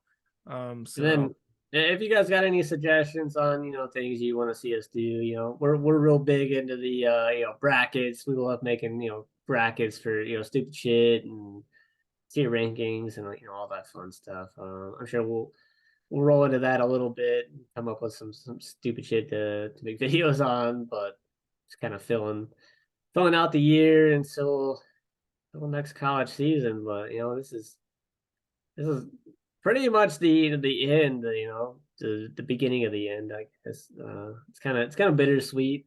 It's been a long it year. went by so fast, honestly, in my opinion. Like, Yeah, I feel like we just started like a couple weeks ago. It doesn't feel like we've done a whole year.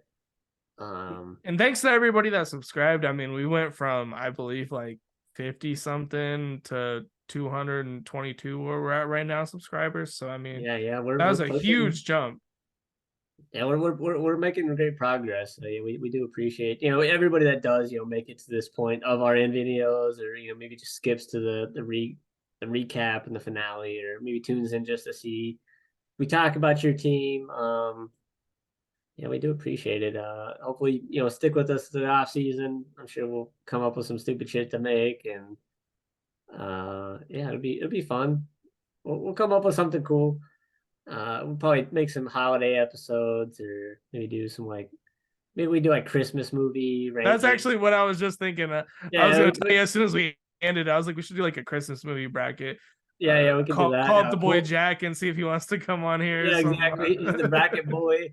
He was actually trying to get in not too long ago. I imagine Polar Express will probably win. Early prediction, or the Grinch. So yeah, we got some stuff we can line up, and we more than likely we won't be posting every week. It's just really hard to pump out those types of episodes, and not run out of ideas if we want to post continually. So yeah, it's a sad time. I'm sad. Yeah, it's been weird just how quickly the season has gone by. But we appreciate you guys. We'll catch you at least in probably the next couple of weeks. Yeah, for sure. But roll tide. Not saying it this time. Actually, not yet. Not saying it this time. So I can't joke like that anymore. No, Uh, not this time.